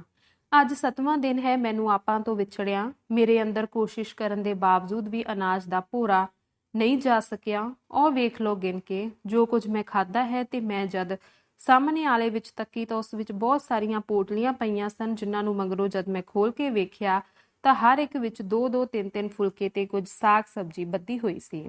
ਇਹ ਉਹੀ ਰੋਟੀ ਸੀ ਜਿਹੜੀ ਰੋਜ਼ 2 ਵੇਲੇ ਉਸਦੇ ਪਿੰਡ ਵਾਲੇ ਉਸਨੂੰ ਦੇ ਜਾਂਦੇ ਸਨ, ਤੇ ਉਹ ਮਲਕੜੇ ਹੀ ਚੁੱਕ ਕੇ ਆਲੇ ਵਿੱਚ ਸੁੱਟ ਛੱਡਦਾ ਸੀ। ਪੁੰਨਿਆ ਹੌਂਕਾ ਭਰ ਕੇ ਬੋਲੀ, ਡਾਕਟਰ ਜੀ, ਮਨਸੂਰ ਉੱਤੇ ਤਰਸ ਤਾਂ ਮੈਨੂੰ ਪਹਿਲਾਂ ਹੀ ਘਟ ਨਹੀਂ ਸੀ ਆ ਰਿਹਾ। ਇੱਕਦਮ ਹਫ਼ਤੇ ਤੋਂ ਭੁੱਖਾ ਉਹ ਦਿਨ ਰਾਤ ਇਸ ਤਰ੍ਹਾਂ ਅੰਦਰ ਪਿਆ ਪਿਆ ਆਪਣੀ ਆਪਾ ਲਈ ਲਹੂ ਸੁਕਾ ਰਿਹਾ ਹੈ। ਇਹ ਵੇਖ ਕੇ ਮੈਨੂੰ ਉਸ ਉੱਤੇ ਡਾਢੀ ਹੀ ਦਇਆ ਹੋ ਆਈ। ਆਪਣੀ ਹਾਲਤ ਵੱਲੋਂ ਬੇਪਰਵਾਹ ਹੋ ਗਈ। ਮੈਨੂੰ ਉਸਦੀ ਜਾਨ ਬਚਾਉਣ ਦੀ ਫਿਕਰ ਲੱਗੀ। ਮੈਂ ਉਸਦੇ ਹੋਰ ਲਾਗੇ ਬੈਠ ਗਈ ਤੇ ਕਿਹਾ, ਮਨਸੂਰ, ਹਾਲ ਦੀ ਘੜੀ ਤੂੰ ਮੈਨੂੰ ਹੀ ਆਪਾ ਸਮਝ ਲੈ। ਮੈਂ ਤੇਰੇ ਲਈ ਭਾਵੇਂ ਹੋਰ ਕੁਝ ਨਾ ਕਰ ਸਕਾਂ, ਪਰ ਘੱਟੋ ਘੱਟ ਤੈਨੂੰ ਮਰਨ ਨਹੀਂ ਦਿਆਂਗੀ। ਤੁਸੀਂ ਸੁਣ ਕੇ ਹੈਰਾਨ ਹੋਵੋਗੇ ਡਾਕਟਰ ਜੀ ਕਿ ਇੰਨੀ ਜਲਦੀ ਮੈਂ ਕਿਸ ਤਰ੍ਹਾਂ ਉਸ ਨਾਲ ਲਾਤਕੱਲਫ ਹੋ ਗਈ। ਮੈਨੂੰ ਆਪ ਵੀ ਸੋਚ ਕੇ ਹੈਰਾਨੀ ਹੁੰਦੀ ਹੈ, ਪਰ ਉਹ ਵਕਤ ਹੀ ਸ਼ਾਇਦ ਇਹੋ ਜਿਹਾ ਸੀ, ਜਾਂ ਮਨਸੂਰ ਦੀ ਹਾਲਤ ਦਾ ਮੇਰੇ ਉੱਤੇ ਅਸਰ ਹੀ ਕੁਝ ਇਸੇ ਤਰ੍ਹਾਂ ਦਾ ਪਿਆ। ਮੈਂ ਜਦ ਉਸਨੂੰ ਇਹ ਗੱਲ ਕਹੀ ਤਾਂ ਉਹ ਇਸ ਤਰ੍ਹਾਂ ਅੱਖਾਂ ਫੈਲਾ ਕੇ ਮੇਰੇ ਵੱਲ ਤੱਕਿਆ ਜਿਕਨ ਸੱਚਮੁੱਚ ਕਿਤੋਂ ਉਸਦੀ ਆਪਾ ਆ ਨਿਕਲੀ ਹੋਵੇ। ਉਸਨੇ ਪਾਗਲਪੁਣੇ ਜਿਹੇ ਦੀ ਹਾਲਤ ਵਿੱਚ ਮੇਰੇ ਦੋਵੇਂ ਹੱਥ ਫੜ ਲਏ ਤੇ ਆਪਣੇ ਸਿਰ ਤੇ ਰੱਖਦਾ ਹੋਇਆ ਪੁਕਾਰਿਆ, ਸੱਚਮੁੱਚ? ਤੂੰ ਸੱਚਮੁੱਚ ਮੇਰੀ ਆਪਾ ਬਣ ਸਕੇਂਗੀ? ਮੈਂ ਕਿਹਾ, ਕੋਸ਼ਿਸ਼ ਕਰਾਂਗੀ ਜੇ ਬਣ ਸਕੀ। ਪਰ ਉਹ ਸਿਰ ਫਿਰ ਕੇ ਕਹਿਣ ਲੱਗਾ, ਨਹੀਂ, ਤੂੰ ਨਹੀਂ ਬਣ ਸਕਦੀ। ਆਪਾ ਵਰਗੀ ਤਾਂ ਆਪਾ ਹੀ ਸੀ। ਉਹ ਮੈਨੂੰ ਬਿਲਕੁਲ ਬੇਵਕੂਫ ਜਿਹਾ ਮੁੰਡਾ ਸਮਝਦੀ ਸੀ। ਮੈਨੂੰ ਗੁੱਸੇ ਵੀ ਹੋ ਲੈਂਦੀ ਸੀ, ਪਰ ਪਿਆਰ ਵੀ ਇੰਨਾ ਕਰਦੀ ਸੀ ਕਿ ਕੀ ਕਿਸੇ ਨੂੰ ਸਕੀ ਮਾਂ ਨੇ ਕਰਨਾ ਹੈ। ਮੈਂ ਡਾਕਟਰ ਜੀ ਇੱਕ ਵਾਰੀ ਫਿਰ ਉਸਨੂੰ ਯਕੀਨ ਦਿਵਾਉਂਦਿਆਂ ਕਿਹਾ, ਮਨਸੂਰ, ਮੈਂ ਸੱਚੇ ਦਿਲੋਂ ਤੇਰੀ ਆਪਾ ਬਣਨ ਦੀ ਕੋਸ਼ਿਸ਼ ਕਰਾਂਗੀ। ਫਿਰ ਵੀ ਜੇ ਮੇਰੇ ਵਿੱਚ ਤੈਨੂੰ ਕੋਈ ਕਸਰ ਜਾਪੇਗੀ ਤਾਂ ਉਸਨੂੰ ਤੂੰ ਆਪ ਠੀਕ ਕਰਵਾ ਲਿਆ ਕਰੀਂ। ਡਾਕਟਰ ਜੀ ਮੇਰੀਆਂ ਗੱਲਾਂ ਦਾ ਉਸ ਉੱਤੇ ਬੜਾ ਡੂੰਘਾ ਅਸਰ ਹੋਇਆ। ਉਸਦੇ ਅੰਦਰ ਉਮੰਡ ਰਹੀ ਆਪਾ ਦੀ ਯਾਦ ਨੇ ਉਸ ਵੇਲੇ ਮਨਸੂਰ ਨੂੰ ਬਿਲਕੁਲ ਇਸ ਤਮੀਜ਼ ਵੱਲੋਂ ਬੇਸਮਝ ਬਣਾ ਦਿੱਤਾ ਕਿ ਉਹ ਕਿਸੇ ਓਪਰੀ ਕੁੜੀ ਦੇ ਸਾਹਮਣੇ ਬੈਠਾ ਹੈ। ਉਹ ਬੇਖੁਦ ਜਿਹਾ ਹੋ ਕੇ ਮੇਰੀ ਗੋਦ ਵਿੱਚ ਢਹਿ ਪਿਆ ਤੇ ਕਿੰਨਾ ਹੀ ਚਿਰ ਨੰਨੇ ਬੱਚੇ ਵਾਂਗ ਰੋਂਦਾ ਰਿਹਾ। ਮੈਂ ਉਸਦਾ ਸਿਰ ਪਲੋਸਦੀ ਰਹੀ, ਜਿਸ ਤਰ੍ਹਾਂ ਅਯਾਨੇ ਬਾਲਾਂ ਨੂੰ ਵਰਾਈਦਾ ਹੈ ਉਸਨੂੰ ਵਰਾਂਦੀ ਰਹੀ। ਥੋੜੀ ਦੇਰ ਬਾਅਦ ਉਸਦਾ ਰੋਣ ਬੰਦ ਹੋ ਗਿਆ, ਪਰ ਉਵੇਂ ਹੀ ਬੰਦ ਅੱਖਾਂ ਕਰਕੇ ਉਹ ਮੇਰੀ ਗੋਦ ਵਿੱਚ ਸਿਰ ਰੱਖੀ ਪਿਆ ਰਿਹਾ। ਝਟਕੂ ਪਿੱਛੋਂ ਉੱਠ ਕੇ ਬੈਠਦਾ ਹੋਇਆ ਮੇਰੇ ਵੱਲ ਤੱਕ ਕੇ ਬੋਲਿਆ, ਬੇਸ਼ੱਕ ਤੂੰ ਮੇਰੀ ਆਪਾ ਬਣ ਸਕੇਂਗੀ। ਅੱਛਾ, ਅੱਜ ਤੋਂ ਤੂੰ ਮੇਰੀ ਆਪਾ ਤੇ ਮੈਂ ਤੇਰਾ ਮਨਸੂਰ। ਉਸ ਦੇ ਅੰਦਰ ਖੁਸ਼ੀ ਤੇ ਉਤਸ਼ਾਹ ਆਉਂਦੇ ਵੇਖ ਕੇ ਮੇਰੇ ਦਿਲ ਨੂੰ ਤਸੱਲੀ ਹੋਈ। ਮੈਨੂੰ ਇਉਂ ਮਹਿਸੂਸ ਹੋਇਆ ਜਿਕਨ ਮੈਂ ਆਪਣੇ ਹੀ ਘਰ ਵਿੱਚ ਬੈਠੀ ਹਾਂ। ਮਨਸੂਰ ਆਪਣੀ ਖੁਸ਼ੀ ਨੂੰ ਨਾ ਸੰਭਾਲ ਸਕਦਾ ਹੋਇਆ ਘੜੀ ਮੁੜੀ ਆਪਣਾ ਪਾਗਲਪਣਾ ਘੋਟਣ ਲੱਗ ਪੈਂਦਾ। ਆਪਾ ਤੂੰ ਆ ਗਈ ਏ, ਅੱਲਾ ਨੇ ਤੈਨੂੰ ਮੋੜ ਲਿਆਂਦਾ। ਕਦੀ ਕਹਿਣ ਲੱਗਦਾ, ਅੱਛਾ ਆਪਾ ਤੂੰ ਫਿਕਰ ਨਾ ਕਰੀ, ਮੈਂ ਮੁਸਲਮਾਨ ਬੇਸ਼ੱਕ ਹਾਂ, ਪਰ ਉਹ ਮੁਸਲਮਾਨ ਹਾਂ ਜਿਸ ਨੂੰ ਅਸਲੀ ਮੁਸਲਮਾਨ ਕਹਿੰਦੇ ਨੇ, ਯਾਨੀ ਕਿ ਮੁਸਲਿਮ ਈਮਾਨ, ਜਿਸ ਦੇ ਮੈਨੇ ਨੇ ਮਜ਼ਬੂਤ ਈਮਾਨ ਵਾਲਾ। ਆਪਣੇ ਇਮਾਨ ਨੂੰ ਕਦੀ ਵੀ ਡੋਲਣ ਨਹੀਂ ਦਿਆਂਗਾ, ਨਾ ਹੀ ਤੇਰੇ ਧਰਮ ਨੂੰ ਟੁੱਟਣ ਦਿਆਂਗਾ। ਥੋੜੀ ਦੇਰ ਗੁਜ਼ਰਦੀ ਤਾਂ ਫਿਰ ਕਹਿਣ ਲੱਗਦਾ, ਆਪਾ ਤੈਨੂੰ ਪਤਾ ਹੈ ਮੈਂ ਤਖੱਲਸ ਮਨਸੂਰ ਕਿਉਂ ਰੱਖਿਆ ਸੀ? ਕਿਉਂਕਿ ਮਨਸੂਰ ਨੂੰ ਸੂਲੀ ਤੇ ਚੜ੍ਹ ਕੇ ਹੱਸਣ ਦੀ ਜਾਂਚ ਸੀ। ਮੈਂ ਵੀ ਯਕੀਨ ਰੱਖਦਾ ਹਾਂ ਜੇ ਕਦੀ ਮੌਕਾ ਮਿਲਿਆ ਤਾਂ ਮੈਂ ਅਨ ਅਲ ਹੱਕ ਦੇ ਥਾਂ ਅਨੂ ਅਜ਼ ਹੱਕ ਦਾ ਨਾਰਾ ਲਾਵਾਂਗਾ। ਉਹ ਮਨਸੂਰ ਕਹਿੰਦਾ ਸੀ ਕਿ ਮੈਂ ਰੱਬ ਹਾਂ, ਪਰ ਮੈਂ ਕਹਿੰਦਾ ਹਾਂ ਮੈਂ ਰੱਬ ਦਾ ਹਾਂ। ਮਨਸੂਰ ਦੀਆਂ ਗੱਲਾਂ ਮੈਨੂੰ ਜਿੰਨੀਆਂ ਪਿਆਰੀਆਂ ਲੱਗਦੀਆਂ ਸਨ, ਬਿਲਕੁਲ ਭੋਲੀਆਂ ਤੇ ਨਿਰਸ਼ਲ, ਜਿਵੇਂ ਕੋਈ 2-4 ਸਾਲਾਂ ਦਾ ਬੱਚਾ ਗੱਲਾਂ ਕਰ ਰਿਹਾ ਹੋਵੇ। ਪਤਾ ਨਹੀਂ ਕਿਉਂ ਮੇਰੇ ਦਿਲ ਵਿੱਚ ਇੰਨੀ ਜਲਦੀ ਉਸਦਾ ਸਤਿਕਾਰ ਭਰਦਾ ਜਾਂਦਾ ਸੀ। ਮੈਂ ਜਰਾ ਤਾੜਨਾ ਭਰੀ ਮੁਸਕਾਨ ਵਿੱਚ ਉਸਨੂੰ ਕਿਹਾ, ਮਨਸੂਰ ਤੂੰ ਬਿਲਕੁਲ ਸ਼ੁਦਾਈ ਏ। ਤੇ ਮੇਰੀ ਗੱਲ ਸੁਣ ਕੇ ਡਾਕਟਰ ਜੀ ਉਸਨੇ ਖੁਸ਼ੀ ਦੀ ਕਿਲਕਾਰੀ ਮਾਰੀ। ਉੱਚੀ ਉੱਚੀ ਹੱਸਦਾ ਹੋਇਆ ਕਹਿਣ ਲੱਗਾ, ਬਸ ਠੀਕ ਠੀਕ, ਹੁਣ ਤੂੰ ਅਸਲੀ ਮਾਇਨਿਆਂ ਵਿੱਚ ਮੇਰੀ ਆਪਾ ਏ, ਪਰ ਹਜੇ ਥੋੜੀ ਜਿੰਨੀ ਕਸਰ ਹੈ। ਮੈਂ ਪੁੱਛਿਆ ਕੀ? ਉਹ ਕਹਿਣ ਲੱਗਾ, ਆਪਾ ਜਦੋਂ ਮੈਨੂੰ ਬੇਵਕੂਫ ਕਹਿੰਦੀ ਹੁੰਦੀ ਸੀ ਤਾਂ ਨਾਲ ਹੀ ਮੇਰਾ ਕੰਨ ਫੜ ਕੇ ਮਰੋੜਦੀ ਸੀ। ਮੈਂ ਹੱਸ ਕੇ ਉਸਨੂੰ ਕਿਹਾ, ਚੰਗਾ ਇਹ ਕਸਰ ਵੀ ਪੂਰੀ ਕਰ ਦਿਆਂਗੀ, ਪਰ ਇਹ ਦੱਸ ਹਜੇ ਹੋਰ ਕਿੰਨੇ ਕੁ ਦਿਨ ਭੁੱਖਾ ਰਹਿਣ ਦੀ ਤੇਰੀ ਸਲਾਹ ਏ? ਉਹ ਬੋਲਿਆ, ਹੁਣ ਤਾਂ ਆਪਾ 1 ਘੰਟਾ ਵੀ ਨਹੀਂ ਰਿਹਾ ਜਾਂਦਾ। ਸੱਚ ਕਹਿਣਾ ਵਾ, ਮੈਨੂੰ ਇਸ ਵੇਲੇ ਇਤਨੀ ਸਖਤ ਭੁੱਖ ਲੱਗ ਰਹੀ ਹੈ ਕਿ ਤੈਨੂੰ ਕੀ ਦੱਸਾਂ। ਮੈਂ ਉਸਨੂੰ ਕਿਹਾ, ਫਿਰ ਆਲੇ ਚੋਂ ਚੁੱਕ ਕੇ ਖਾ ਕਿਉਂ ਨਹੀਂ ਲੈਂਦਾ ਰੋਟੀ? ਉਹ ਕਹਿਣ ਲੱਗਾ, ਇਹ ਕਿਸ ਤਰ੍ਹਾਂ ਹੋ ਸਕਦਾ ਹੈ ਕਿ ਮੇਰੀ ਆਪਾ ਭੁੱਖੀ ਬੈਠੀ ਰਹੇ ਤੇ ਮੈਂ ਖਾਣ ਬਹਿ ਜਾਵਾਂ? ਤੂੰ ਵੀ ਤਾਂ ਕਈਆਂ ਦਿਨਾਂ ਦੀ ਭੁੱਖੀ ਹੋਵੇਂਗੀ। ਅਸਲ ਵਿੱਚ ਮੈਨੂੰ ਵੀ ਰੋਟੀ ਖਾਦਿਆਂ ਕਈ ਦਿਨ ਹੋ ਗਏ ਸਨ ਤੇ ਉਸ ਵੇਲੇ ਮੈਨੂੰ ਵੀ ਕੁਝ ਭੁੱਖ ਲੱਗ ਆਈ ਸੀ। ਮਨਸੂਰ ਕਹਿਣ ਲੱਗਾ, ਆਪਾ ਰਸੋਈ ਵਿੱਚ ਹਰ ਚੀਜ਼ ਮੌਜੂਦ ਹੈ, ਨਾਲੇ ਇਹ ਹੈ ਵੀ ਹਿੰਦੂਆਂ ਦਾ ਘਰ। ਚੱਲ ਮੈਂ ਤੇਰੀ ਮਦਦ ਕਰਦਾ ਹਾਂ ਤੇ ਤੂੰ ਰੋਟੀ ਪਕਾ ਲੈ। ਹੁਣ ਜਦ ਮੇਰੀ ਆਪਾ ਮੌਜੂਦ ਹੈ ਤਾਂ ਮੈਂ ਕਿਉਂ ਕਿਸੇ ਗੈਰ ਦੇ ਹੱਥ ਦੀ ਪੱਕੀ ਹੋਈ ਸੁੱਕੀ ਤਰਬੇਹੀ ਖਾਵਾਂ। ਰਸੋਈ ਵਿੱਚ ਲੋੜੀਂਦਾ ਸਮਾਨ ਮੌਜੂਦ ਸੀ। ਮਾਲੂਮ ਹੁੰਦਾ ਸੀ ਇਹ ਘਰ ਕਿਸੇ ਗਰੀਬ ਹਿੰਦੂ ਦਾ ਹੋਵੇਗਾ ਜਿਸ ਵਿੱਚੋਂ ਕੁਝ ਵੀ ਲੁੱਟਿਆ ਨਹੀਂ ਸੀ ਗਿਆ। ਅਸੀਂ ਦੋਹਾਂ ਨੇ ਰਲ ਕੇ ਰੋਟੀ ਦਾ ਉਦਮ ਕਰ ਦਿੱਤਾ। ਜਿੰਨਾ ਚਿਰ ਮੈਂ ਰਸੋਈ ਵਿੱਚ ਰਹੀ, ਮਨਸੂਰ ਨੇ ਉਸ ਵਿੱਚ ਪੈਰ ਨਾ ਪਾਇਆ। ਬਾਹਰ ਖੜੋਤਾ ਮੈਨੂੰ ਬਾਲਣ, ਆਟਾ ਤੇ ਹੋਰ ਲੋੜੀਂਦੀਆਂ ਚੀਜ਼ਾਂ ਇਕੱਠੀਆਂ ਕਰਕੇ ਦਿੰਦਾ ਰਿਹਾ। ਜਦੋਂ ਮੈਂ ਪਾਣੀ ਲਿਆਉਣ ਲਈ ਉਸਨੂੰ ਕਿਹਾ ਤਾਂ ਉਦੋਂ ਚਿੱਤੀ ਵਿੱਚ ਪੈ ਗਿਆ। ਪਾਣੀ ਦੀ ਇੱਕ ਭਰੀ ਹੋਈ ਝੱਜਰ ਕੋਲ ਹੀ ਪਈ ਸੀ, ਪਰ ਉਹ ਉਹਨੂੰ ਲਿਆਉਣੋਂ ਝਿਜਕਣ ਲੱਗਾ। ਅਖੀਰ ਮੈਂ ਇਹ ਕਹਿ ਕੇ ਉਸਦਾ ਸੰਕਟ ਦੂਰ ਕੀਤਾ, ਮਨਸੂਰ ਮੇਰੇ ਖਿਆਲ ਇਤਨੇ ਤੰਗ ਨਹੀਂ, ਮੈਂ ਛੂਤ ਛਾਤ ਵਿੱਚ ਯਕੀਨ ਨਹੀਂ ਰੱਖਦੀ, ਤੂੰ ਬੇਸ਼ੱਕ ਪਾਣੀ ਫੜਾ ਦੇ ਮੈਨੂੰ। ਮੇਰੀ ਗੱਲ ਸੁਣ ਕੇ ਉਹ ਹੋਰ ਵੀ ਖੁਸ਼ ਹੋ ਗਿਆ। ਰੋਟੀ ਖਾਣ ਤੋਂ ਬਾਅਦ ਅਸੀਂ ਮੁੜ ਪਹਿਲੇ ਥਾਂ ਜਾ ਬੈਠੇ ਤੇ ਸਾਡਾ ਗੱਲਾਂ ਦਾ ਸਿਲਸਿਲਾ ਜਿਉਂ ਸ਼ੁਰੂ ਹੋਇਆ ਕਿ ਬੈਠਿਆਂ ਹੀ ਦਿਨ ਚੜ੍ਹ ਗਿਆ। ਉਸ ਇੱਕੋ ਰਾਤ ਨੇ ਸਾਨੂੰ ਦੋਹਾਂ ਨੂੰ ਇੱਕ ਦੂਜੇ ਲਈ ਸੰਬੰਧੀਆਂ ਵਰਗੇ ਬਣਾ ਦਿੱਤਾ। ਮੈਂ ਪ੍ਰਮਾਤਮਾ ਦਾ ਸ਼ੁਕਰ ਕਰ ਰਹੀ ਸਾਂ ਕਿ ਉਸਨੇ ਮੈਨੂੰ ਕਿਸੇ ਜ਼ਾਲਮ ਦੇ ਕਬਜ਼ੇ ਵਿੱਚ ਜਾਣ ਤੋਂ ਬਚਾ ਲਿਆ ਤੇ ਇੱਕ ਨੇਕ ਆਦਮੀ ਨਾਲ ਮੇਰਾ ਵਾਹ ਪਾ ਦਿੱਤਾ। ਕਿੰਨੀ ਹੈਰਾਨੀ ਦੀ ਗੱਲ ਸੀ ਕਿ ਰਾਤੀ ਜਿਸ ਆਦਮੀ ਨੂੰ ਮਾਰ ਮੁਕਾਉਣ ਲਈ ਮੈਂ ਸੋਚਦੀ ਰਹੀ ਸਾਂ, ਦਿਨ ਚੜ੍ਹਦਿਆਂ ਮੇਰੀ ਇਹ ਹਾਲਤ ਸੀ ਕਿ ਉਸਦੀ ਜਾਨ ਬਚਾਉਣ ਖਾਤਰ ਮੈਂ ਆਪਣੀ ਜਾਨ ਲੜਾ ਦੇਣ ਨੂੰ ਤਿਆਰ ਸਾਂ। ਪ੍ਰਭਾਤ ਵੇਲੇ ਜਦ ਮਨਸੂਰ ਨੇ ਮੇਰੀਆਂ ਅੱਖਾਂ ਵਿੱਚ ਨੀਂਦਰ ਵੇਖੀ, ਬਾਹਰ ਵਿਹੜੇ ਵਿੱਚ ਮੰਜਾ ਢਾਹ ਕੇ ਉਸ ਮੈਨੂੰ ਦਰੀ ਵਿਛਾ ਦਿੱਤੀ ਤੇ ਆਪ ਇੱਕ ਪਾਸੇ ਇੱਕ ਪੁਰਾਣੀ ਸੱਫ ਵਿਛਾ ਕੇ ਲੇਟ ਗਿਆ। ਘਰ ਵਿੱਚ ਮੰਜੇ ਤਾਂ ਹੋਰ ਵੀ ਕਈ ਸਨ, ਪਰ ਕੰਮ ਦਾ ਇੱਕੋ ਹੀ ਸੀ। ਬਾਕੀ ਸਭ ਉਖੜੇ ਪੁਖੜੇ ਪਏ ਸਨ। ਸਵੇਰ ਦਾ ਸੂਰਜ ਹਜੇ ਪੂਰੀ ਤਰ੍ਹਾਂ ਚੜ੍ਹਿਆ ਵੀ ਨਹੀਂ ਸੀ ਕਿ ਉਸ ਮਕਾਨ ਦਾ ਵਿਹੜਾ ਆਦਮੀਆਂ ਨਾਲ ਭਰਿਆ ਹੋਇਆ ਸੀ, ਜਿਨ੍ਹਾਂ ਦੀਆਂ ਆਵਾਜ਼ਾਂ ਸੁਣ ਕੇ ਮੇਰੀ ਜਾਗ ਖੁੱਲ੍ਹ ਗਈ। ਮੈਂ ਵੇਖਿਆ ਮਨਸੂਰ ਵੀ ਉਹਨਾਂ ਵਿੱਚ ਮੌਜੂਦ ਸੀ। ਮਨਸੂਰ ਨੇ ਅੰਦਰ ਆ ਕੇ ਮੈਨੂੰ ਸਾਰੀ ਗੱਲ ਸੁਣਾਈ ਕਿ ਜਿਹੜੀਆਂ ਕੁੜੀਆਂ ਕੱਲ ਵੰਡੀਆਂ ਗਈਆਂ ਸਨ, ਅੱਜ ਉਹਨਾਂ ਦੇ ਨਿਕਾਹ ਪੜ੍ਹਾਏ ਜਾਣੇ ਨੇ, ਕਿਉਂਕਿ ਇਤਫਾਕ ਨਾਲ ਉਹ ਜੁਮੇ ਦਾ ਦਿਨ ਸੀ। ਮਨਸੂਰ ਦਾ ਚਿਹਰਾ ਉਦਾਸ ਸੀ। ਉਹ ਮੈਨੂੰ ਕਹਿਣ ਲੱਗਾ, ਆਪਾ ਬੜੀ ਮੁਸ਼ਕਿਲ ਆ ਬਣੀ ਹੈ, ਹੁਣ ਕੀ ਕੀਤਾ ਜਾਵੇ? ਜੇ ਮੈਂ ਤੇਰੇ ਨਾਲ ਨਿਕਾਹ ਕਰਾਂ ਤੋਂ ਇਨਕਾਰ ਕਰਦਾ ਹਾਂ ਤਾਂ ਇਸ ਦਾ ਮਤਲਬ ਹੋਵੇਗਾ ਕਿ ਉਹ ਤੈਨੂੰ ਮੇਰੇ ਪਾਸੋਂ ਖੋਹ ਕੇ ਹੋਰ ਕਿਸੇ ਦੇ ਗਲ ਬੰਨ੍ਹ ਦੇਣਗੇ। ਸੋ ਜਿਸ ਤਰ੍ਹਾਂ ਤੂੰ ਕਹੇ ਉਹੀ ਕਰਨ ਨੂੰ ਮੈਂ ਤਿਆਰ ਹਾਂ।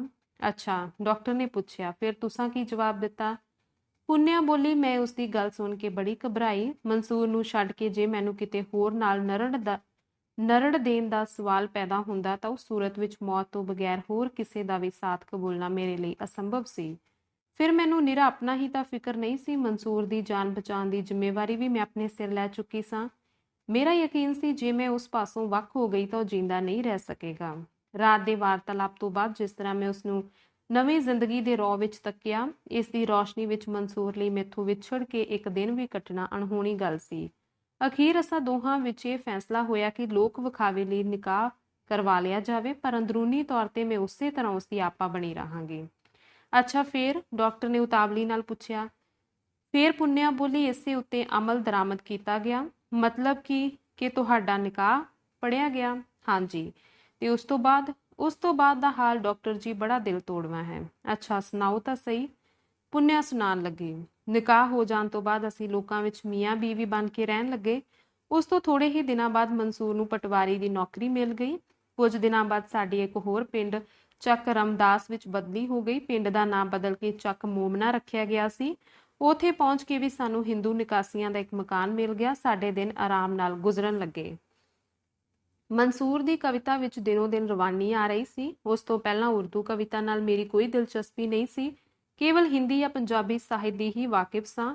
ਭਾਵੇਂ ਉਰਦੂ ਮੈਂ ਥੋੜਾ ਬਹੁਤਾ ਜਾਣਦੀ ਜ਼ਰੂਰ ਸਾਂ। ਸਰਗੋਦੇ ਮੈਂ ਜਿਸ ਸਕੂਲ ਵਿੱਚ ਪੜ੍ਹੀ ਸਾਂ ਉਹ MB ਸਕੂਲ ਸੀ, ਜਿਸ ਵਿੱਚ ਮੁੱਢਲੀ ਤਾਲੀਮ ਦਾ ਜ਼ਰੀਆ ਉਰਦੂ ਸੀ। ਮਨਸੂਰ ਦੀ ਕਵਿਤਾ ਨਾਲ ਮੇਰੀ ਇੰਨੀ ਦਿਲਚਸਪੀ ਵੱਧ ਗਈ ਕਿ ਉਸ ਦੀਆਂ ਸਾਰੀਆਂ ਹੀ ਪਹਿਲੀਆਂ ਲਿਖਤਾਂ ਮੈਂ ਹੌਲੀ-ਹੌਲੀ ਪੜ੍ਹ ਮੁਕਾਈਆਂ। ਉਸ ਦੀ ਕਾਵ ਸ਼ਕਤੀ ਉਹਨਾਂ ਦਿਨਾਂ ਵਿੱਚ ਬੜੀ ਤੇਜ਼ ਹੋ ਗਈ ਸੀ। ਉਹ ਆਪਣੀ ਕਵਿਤਾ ਲਈ ਵਿਸ਼ਾ ਅਕਸਰ ਮੇਥੋਂ ਪੁੱਛਿਆ ਕਰਦਾ ਸੀ ਤੇ ਜਿਸ ਵਿਸ਼ੇ ਉੱਤੇ ਮੈਂ ਕਹਿੰਦੀ ਉਹ ਝੱਟ ਕਵਿਤਾ ਤਿਆਰ ਕਰ ਲੈਂਦਾ। ਫਿਰ ਮੇਰੇ ਮੂੰਹੋਂ ਉਸ ਦੀ ਦਾਦ ਸੁਣ ਕੇ ਤਾਂ ਉਹ ਖੁਸ਼ੀ ਨਾਲ ਝੱਲਾ ਹੀ ਹੋ ਜਾਂਦਾ ਸੀ। ਉਸ ਦੀਆਂ ਲਿਖਤਾਂ ਨੇ ਜਿੱਥੇ ਮਨਸੂਰ ਦੀ ਇੱਜ਼ਤ ਮੇਰੇ ਦਿਲ ਵਿੱਚ ਹੋਰ ਵਧਾ ਦਿੱਤੀ ਸੀ, ਉੱਥੇ ਮੇਰੇ ਇਲਮ ਵਿੱਚ ਵੀ ਉਸਨੇ ਵਾਧਾ ਕੀਤਾ। ਬੜੇ ਬੜੇ ਗੂੜੇ ਵਿਸ਼ਿਆਂ ਉੱਤੇ ਉਸਦੀਆਂ ਨਜ਼ਮਾਂ ਤੇ ਕਿਤੇ ਕਿਤੇ ਨਸਰ ਵੀ ਲਿਖੀ ਹੁੰਦੀ ਸੀ। ਆਪਣੇ ਦੇਸ਼ ਦੀ ਰਾਜਨੀਤੀ ਨਾਲ ਦਿਲਚਸਪੀ ਤਾਂ ਮੇਰੀ ਪਹਿਲਾਂ ਹੀ ਕਾਫੀ ਸੀ, ਪਰ ਜਿਸ ਬਾਰੀਕੀ, ਦੂਰਦਰਸ਼ਤਾ ਤੇ ਸਿਆਣਪ ਨਾਲ ਮਨਸੂਰ ਰਾਜਸੀ ਨੁਕਤਿਆਂ ਉੱਤੇ ਕਲਮ ਚਲਾਉਂਦਾ ਸੀ, ਉਹਨਾਂ ਨੂੰ ਪੜ੍ਹ ਕੇ ਤਾਂ ਮੇਰੀਆਂ ਅੱਖਾਂ ਹੀ ਖੁੱਲ ਗਈਆਂ। ਉਹ ਨਿਰਾ ਸ਼ਾਇਰ ਹੀ ਨਹੀਂ ਸੀ, ਅੱਛਾ ਖਾਸਾ ਫਿਲਾਸਫਰ ਵੀ ਸੀ। ਉਸ ਦੀ ਕਲਮ ਵਿੱਚ ਹੀ ਨਿਰੀ ਰਵਾਨੀ ਨਹੀਂ ਸੀ, ਉਸ ਦੀ ਜ਼ੁਬਾਨ ਵਿੱਚ ਉਸ ਤੋਂ ਵੀ ਜ਼ਿਆਦਾ। ਜਿਸ ਮਜ਼ਮੂਨ ਉੱਤੇ ਉਹ ਆਪਣੇ ਖਿਆਲ ਪ੍ਰਗਟ ਕਰਨੇ ਸ਼ੁਰੂ ਕਰਦਾ, ਘੰਟਿਆਂ ਬੱਧੀ ਬੋਲਣਾ ਜਾਰੀ ਰੱਖਦਾ। ਵਾਧੇ ਦੀ ਗੱਲ ਇਹ ਕਿ ਭਾਵੇਂ ਕਿੰਨੀ ਹੀ ਲੰਮੀ ਤਕਰੀਰ ਹੋਵੇ, ਕੀ ਮਜਾਲ ਜੋ ਸੁਣਦਾ ਸੁਣਦਾ ਆਦਮੀ ਉਕਤਾ ਜਾਵੇ। ਸਗੋਂ ਉਸਦੇ ਖਿਆਲਾਂ ਤੇ ਫਲਸਫਿਆਂ ਦਾ ਰੋਹੜ ਸੁਣਨ ਵਾਲੇ ਨੂੰ ਬਰਾਬਰ ਆਪਣੇ ਆਪ ਨਾਲ ਰੋੜੀ ਲੈ ਜਾਂਦਾ। ਉਹ ਮੈਨੂੰ ਬਥੇਰਾ ਆਖਦਾ, ਆਪਾ ਤੂੰ ਵੀ ਕਵਿਤਾ ਲਿਖਿਆ ਕਰ। ਅਮਲੀ ਤੌਰ ਤੇ ਉਸ ਕੋਸ਼ਿਸ਼ ਕੀਤੀ ਮੈਨੂੰ ਸ਼ਾਇਰੀ ਸਿਖਾਉਣ ਦੀ। ਮੇਰਾ ਵੀ ਦਿਲ ਕਰਦਾ ਸੀ ਕਿ ਉਸ ਵਾਂਗ ਮੈਂ ਵੀ ਲਿਖ ਸਕਿਆ ਕਰਾਂ, ਪਰ ਇਸ ਵਿੱਚ ਮੈਂ ਕਾਮਯਾਬ ਨਾ ਹੋ ਸਕੀ। ਫਿਰ ਵੀ ਮੈਨੂੰ ਮੰਨਣਾ ਪਵੇਗਾ ਕਿ ਉਸਦੀ ਸੰਗਤ ਨੇ ਮੈਨੂੰ ਜੇ ਕਵਿਤਰੀ ਨਹੀਂ ਤਾਂ ਇੱਕ ਚੰਗੀ ਵਕਤਾ ਬਣਾ ਦਿੱਤਾ। ਪਿੰਡ ਦੇ ਲੋਕਾਂ ਨੂੰ ਕਹਿ ਸੁਣ ਕੇ ਉਸਨੇ ਜਨਾਨੀਆਂ ਦੀ ਇੱਕ ਛੋਟੀ ਜਿਹੀ ਅਜੰਮਣ ਬਣਾ ਦਿੱਤੀ, ਜਿਸ ਵਿੱਚ ਜਾ ਕੇ ਮੈਂ ਜੋ ਕੁਝ ਬੋਲਦੀ ਸਾਂ ਉਸਨੂੰ ਬੜਾ ਪਸੰਦ ਕੀਤਾ ਜਾਂਦਾ ਸੀ। ਕੀ ਤੁਹਾਨੂੰ ਦੱਸਾਂ ਡਾਕਟਰ ਜੀ, ਪੁੰਨਿਆ ਥੋੜਾ ਰੁਕ ਕੇ ਫਿਰ ਬੋਲੀ। ਜ਼ਿਕਰ ਕਰਦਿਆਂ ਦਿਲ ਪਾਟਦਾ ਹੈ। ਅਚਾਨਕ ਹੀ ਮਨਸੂਰ ਦੇ ਅੰਦਰ ਕਈ ਤਰ੍ਹਾਂ ਦੀਆਂ ਤਬਦੀਲੀਆਂ ਮੈਨੂੰ ਦਿਖਾਈ ਦੇਣ ਲੱਗੀਆਂ। ਅਸੀਂ ਦੋਵੇਂ ਇੱਕ ਦੂਜੇ ਦੇ ਜਜ਼ਬਿਆਂ ਦੀ ਕਦਰ ਕਰਦੇ ਸਾਂ। ਮਨਸੂਰ ਵਿੱਚ ਇਹ ਗੁਣ ਮੇਰੇ ਨਾਲੋਂ ਕਿਤੇ ਜ਼ਿਆਦਾ ਸੀ। ਉਹ ਜਿਵੇਂ ਮੈਨੂੰ ਫੁੱਲਾਂ ਨਾਲ ਤੋਲ ਕੇ ਰੱਖਦਾ ਸੀ। ਹਰ ਘੜੀ ਉਸਨੂੰ ਇਹੋ ਫਿਕਰ ਰਹਿੰਦਾ ਕਿ ਮੇਰੇ ਦਿਲ ਨੂੰ ਕਿਸੇ ਵੀ ਤਰ੍ਹਾਂ ਦੀ ਠੇਸ ਨਾ ਲੱਗੇ। ਇੱਧਰ ਮੈਨੂੰ ਵੀ ਉਸਦੀ ਚਿੰਤਾ ਘੱਟ ਨਹੀਂ ਸੀ। ਕਦੀ-ਕਦੀ ਮੈਨੂੰ ਅਚਾਨਕ ਇਸ ਤਰ੍ਹਾਂ ਜਾਪਣ ਲੱਗਦਾ ਜਿਵੇਂ ਮਨਸੂਰ ਦਾ ਦਿਲ ਕਿਸੇ ਮਾਨਸਿਕ ਕਸ਼ਮਕਸ਼ ਵਿੱਚ ਫਸਿਆ ਹੋਇਆ ਹੈ। ਦਿਨੋਂ ਦਿਨ ਉਸਦੇ ਚਿਹਰੇ ਤੋਂ ਖੁਸ਼ੀ ਤੇ ਉਤਸ਼ਾਹ ਦੇ ਚਿੰਨ੍ਹ ਪਤਲੇ ਪੈਂਦੇ ਜਾਂਦੇ ਸਨ। ਕਦੀ-ਕਦੀ ਤੋਂ ਮੈਨੂੰ ਇਤਨਾ ਔਖਾ ਜਾਪਣ ਲੱਗ ਪੈਂਦਾ ਕਿ ਮੇਰੇ ਦਿਲ ਨੂੰ ਚਿੰਤਾ ਆ ਘੇਰਦੀ। ਮੈਂ ਬੜੀ ਕੋਸ਼ਿਸ਼ ਕਰਦੀ, ਵਲਾਵੇਂ ਪਾ ਕੇ ਵੀ ਤੇ ਸਿੱਧੇ ਢੰਗ ਨਾਲ ਵੀ ਉਸ ਪਾਸੋਂ ਇਸ ਦਾ ਸਬੱਬ ਪੁੱਛ ਕੇ ਥੱਕ ਗਈ, ਪਰ ਉਸ ਵੱਲੋਂ ਹਰ ਵਾਰੀ ਇੱਕੋ ਘੜਿਆ ਕਢਾਇਆ ਜਵਾਬ ਮਿਲਦਾ, ਭਲਾ ਆਪਾਂ ਤੇਰੇ ਹੁੰਦਿਆਂ ਮੈਨੂੰ ਕਿਸ ਗੱਲ ਦੀ ਚਿੰਤਾ ਹੋ ਸਕਦੀ ਹੈ? ਜਿੱਥੇ ਤੂੰ ਮੌਜੂਦ ਹੈ ਉੱਥੇ ਹਜ਼ਾਰਾਂ ਜੰਨਤਾਂ ਵਰਗਾ ਸੁੱਖ ਮੈਨੂੰ ਹਾਸਲ ਹੈ। ਪੁੰਨਿਆ ਨੇ ਡੂੰਘਾ ਤੇ ਲੰਮਾ ਹੌਂਕਾ ਭਰਿਆ। ਡਾਕਟਰ ਜੀ, ਮਨਸੂਰ ਬੜਾ ਸਬਰ ਸੰਤੋਖ ਵਾਲਾ, ਬੜੇ ਲੰਮੇ ਧੀਰਜ ਵਾਲਾ ਨੌਜਵਾਨ ਸੀ, ਪਰ ਕਈ ਵਾਰੀ ਆਦਮੀ ਵਿੱਚ ਕੁਝ ਐਸੀਆਂ ਕਮਜ਼ੋਰੀਆਂ ਵੀ ਪੈਦਾ ਹੋ ਜਾਇਆ ਕਰਦੀਆਂ ਨੇ ਜਿਨ੍ਹਾਂ ਦੇ ਟਾਕਰੇ ਵਿੱਚ ਸਾਡੀਆਂ ਉਚਾਈਆਂ ਦੀ ਕੋਈ ਵੀ ਬੁਰਜੀ ਖੜੀ ਨਹੀਂ ਰਹਿ ਸਕਦੀ। ਨਿਕਾਹ ਤੋਂ ਬਾਅਦ ਕੁਝ ਮਹੀਨੇ ਅਸਾਂ ਬੜੇ ਆਰਾਮ ਤੇ ਤਸੱਲੀ ਨਾਲ ਗੁਜ਼ਾਰੇ। ਮਨਸੂਰ ਮੇਰੇ ਅੰਦਰ ਬਿਲਕੁਲ ਅਸਲੀ ਸ਼ਕਲ ਵਿੱਚ ਆਪਣੀ ਆਪਾ ਨੂੰ ਵੇਖਣ ਲੱਗ ਪਿਆ ਸੀ। ਪਰ ਉਸ ਤੋਂ ਬਾਅਦ ਇੱਕ ਵਕਤ ਆਇਆ ਜਦ ਸਾਡਾ ਸੁੱਖ ਸਵਾਂਦ ਸ਼ਾਈਮਾਈ ਹੋ ਗਿਆ। ਮਨਸੂਰ ਦੀ ਕਵਿਤਾ ਮਰ ਗਈ। ਮਨਸੂਰ ਦੀ ਰੂਹ ਦਾ ਪੰਛੀ ਜਿਹੜਾ ਹਰ ਵੇਲੇ ਖੁਸ਼ੀ ਦੇ ਅਰਸ਼ਾਂ ਵਿੱਚ ਚਹਿਕਦਾ ਉੱਡਦਾ ਸੀ, ਫੜਫੜਾਉਂਦਾ ਹੋਇਆ ਭੁੰਜਿਆ ਪਟਕਿਆ। ਡਾਕਟਰ ਜੀ ਵਿਚਾਰੇ ਮਨਸੂਰ ਦਾ ਸੁੱਖ ਉਸਦੀ ਈਰਖੀ ਕਿਸਮਤ ਪਾਸੋਂ ਸਹਾਰਿਆ ਨਾ ਗਿਆ। ਡਾਕਟਰ ਨੇ ਪੁੱਛਿਆ, ਪਰ ਕਿਹੜਾ ਇਹੋ ਜਿਹਾ ਭਾਣਾ ਵਰਤ ਗਿਆ ਉਸ ਉੱਤੇ? ਪੁੰਨੇ ਅੱਖਾਂ ਭਰ ਕੇ ਬੋਲੀ, ਨਿਆਣੇ ਬੱਚੇ ਦੀ ਮਾਂ ਵਾਂਗ ਮੈਂ ਹਰ ਵੇਲੇ ਉਸਦਾ ਖਸਮਾਨਾ ਰੱਖਦੀ ਸਾਂ। ਉਸਨੇ ਕਦੀ ਸੱਚ ਹੀ ਕਿਹਾ ਸੀ ਕਿ ਆਪਣੀ ਸਰੀਰਕ ਕਿਰਿਆ ਵੱਲੋਂ ਹਮੇਸ਼ਾ ਲਾਪਰਵਾਹ ਰਹਿੰਦਾ ਸੀ। ਮੈਂ ਲੱਗਦੀ ਵਾ ਕੋਸ਼ਿਸ਼ ਕਰਦੀ ਕਿ ਅਸਲੀ ਅਰਥਾਂ ਵਿੱਚ ਉਸਦੀ ਆਪਾ ਬਣੀ ਰਹਾਂ। ਜਿੰਨਾ ਮੈਂ ਉਸਨੂੰ ਝਾੜਾ ਪਾਉਂਦੀ ਜਾਂ ਗੁੱਸੇ ਹੁੰਦੀ, ਓਨੀ ਹੀ ਉਸਨੂੰ ਖੁਸ਼ੀ ਹੁੰਦੀ। ਪਰ ਜਦ ਤੋਂ ਉਸਦੇ ਅੰਦਰ ਇਹ ਨਵੀਂ ਤਬਦੀਲੀ ਸ਼ੁਰੂ ਹੋਈ, ਉਸਨੂੰ ਮੈਂ ਕਦੀ ਖੁਸ਼ ਨਾ ਵੇਖ ਸਕੀ। ਉਤੋਂ ਭਾਵੇਂ ਖੁਸ਼ ਦਿਖਾਈ ਦੇਣ ਦੇ ਬਥੇਰੇ ਸਾਂਗ ਭਰਦਾ, ਪਰ ਅਸਲੀਅਤ ਮੇਰੇ ਪਾਸੋਂ ਲੁਕੀ ਨਹੀਂ ਸੀ। ਵੇਖਣ ਨੂੰ ਉਹ ਪਹਿਲਾਂ ਵਾਂਗ ਹੀ ਸਭ ਕੁਝ ਕਰਦਾ ਸੀ। ਮੇਰੇ ਨਾਲ ਲਾਡ ਪਿਆਰ ਵੀ ਉਸੇ ਤਰ੍ਹਾਂ ਕਰਦਾ, ਆਪਣੇ ਪਟਵਾਰਪਣੇ ਦੇ ਫਰਜ਼ਾਂ ਨੂੰ ਵੀ ਨਿਭਾ ਰਿਹਾ ਸੀ। ਇੱਥੋਂ ਤੱਕ ਕਿ ਇਲਾਕੇ ਦਾ ਜ਼ਿਲ੍ਹੇਦਾਰ ਜਦੋਂ ਵੀ ਦੌਰੇ ਤੇ ਆਉਂਦਾ, ਉਸਨੂੰ ਸ਼ਾਬਾਸ਼ ਦੇ ਕੇ ਜਾਂਦਾ। ਕਈ ਵਾਰੀ ਰਾਤੀ ਸੁੱਤਿਆਂ ਜਦ ਕਦੀ ਬਿੜਕ ਸੁਣ ਕੇ ਮੇਰੀ ਜਾਗ ਖੁੱਲ ਜਾਂਦੀ ਤਾਂ ਮਨਸੂਰ ਬੜੀ ਬੇਆਰਾਮੀ ਦੀ ਹਾਲਤ ਵਿੱਚ ਵਿਹੜੇ ਵਿੱਚ ਫਿਰਦਾ ਮੈਨੂੰ ਦਿਖਾਈ ਦਿੰਦਾ। ਬਥੇਰਾ ਪੁੱਛਦੀ, ਮਨਸੂਰ ਤੈਨੂੰ ਕੀ ਤਕਲੀਫ ਹੈ? ਤੂੰ ਦਿਲ ਦਾ ਭੇਤ ਕਿਉਂ ਨਹੀਂ ਦੱਸਦਾ? ਪਰ ਉਹ ਹਰ ਵਾਰੀ ਇੱਕ ਦੋ ਕਹਿ ਕੇ ਮਾਰ ਕੇ ਹੱਸਦਾ ਤੇ ਹਾਸੇ ਵਿੱਚ ਮੇਰੇ ਸਵਾਲਾਂ ਨੂੰ ਉਡਾ ਛੱਡਦਾ। ਪਹਿਲਾਂ ਕੁਝ ਚਿਰ ਤਾਂ ਮੈਂ ਉਸਦੇ ਇਹੋ ਜਿਹੇ ਜਵਾਬਾਂ ਦਾ ਇਤਬਾਰ ਕਰ ਲੈਂਦੀ ਰਹੀ, ਪਰ ਥੋੜੇ ਦਿਨਾਂ ਬਾਅਦ ਮੈਂ ਮਨਸੂਰ ਦੀ ਖੁਰਾਕ ਵਿੱਚ ਵੀ ਕਮੀ ਹੁੰਦੀ ਵੇਖੀ ਤੇ ਨੀਂਦਰ ਵਿੱਚ ਵੀ, ਤਾਂ ਮੇਰਾ ਦਿਲ ਉਸਦੀ ਚਿੰਤਾ ਵਿੱਚ ਡੁੱਬ ਗਿਆ। ਮੈਂ ਦਿਲ ਦਾ ਸਾਰਾ ਦਰਦ ਉਸ ਅੱਗੇ ਪਲਟਦੀ ਹੋਈ ਵਾਸਤੇ ਪਾ ਕੇ ਪੁੱਛਦੀ, ਮਨਸੂਰ ਮੈਨੂੰ ਦੱਸ ਤੇ ਸਹੀ, ਤੂੰ ਅੱਜ-ਕੱਲ ਕਿਹੜੀਆਂ ਸੋਚਾਂ ਵਿੱਚ ਡੁੱਬਿਆ ਰਹਿਣਾ ਏ? ਤੂੰ ਰੋਟੀ ਥੋੜੀ ਖਾਣਾ ਏ, ਤੈਨੂੰ ਨੀਂਦਰ ਵੀ ਘੱਟ ਆਉਂਦੀ ਏ।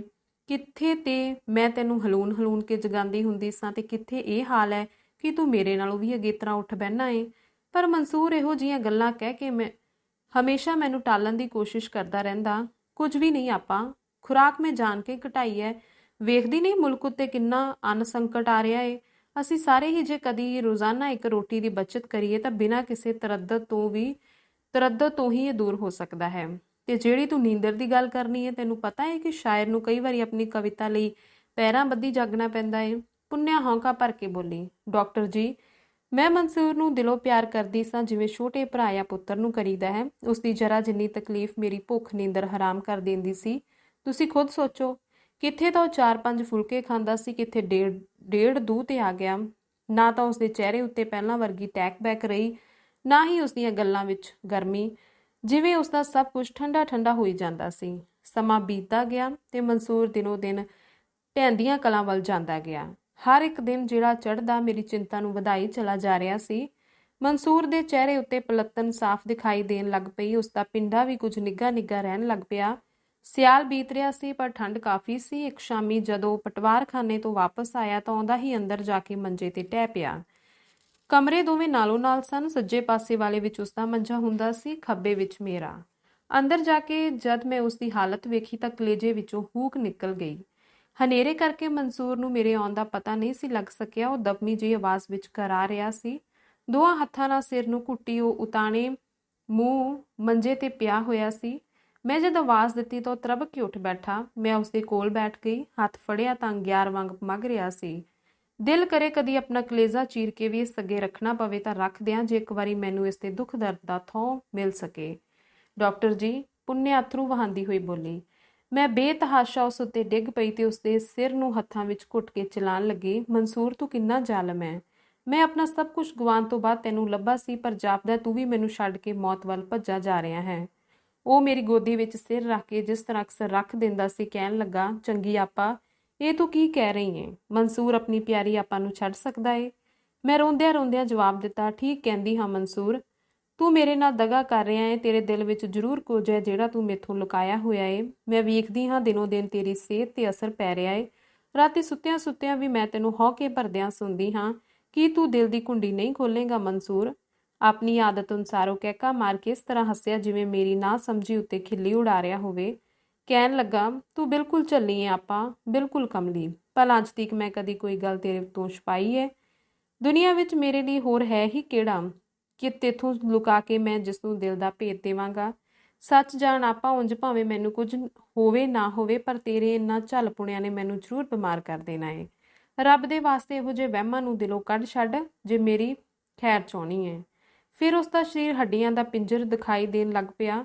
ਉਸ ਨੂੰ ਨਿੱਕਾ ਨਿੱਕਾ ਬੁਖਾਰ ਰਹਿਣ ਲੱਗਾ। ਉਹ ਘਰ ਵਿੱਚ ਬਹੁਤ ਘੱਟ ਰਹਿੰਦਾ ਸੀ। ਸਾਰਾ ਦਿਨ ਪਟਵਾਰਖਾਨੇ ਵਿੱਚ ਕੰਮ ਕਰਦਾ।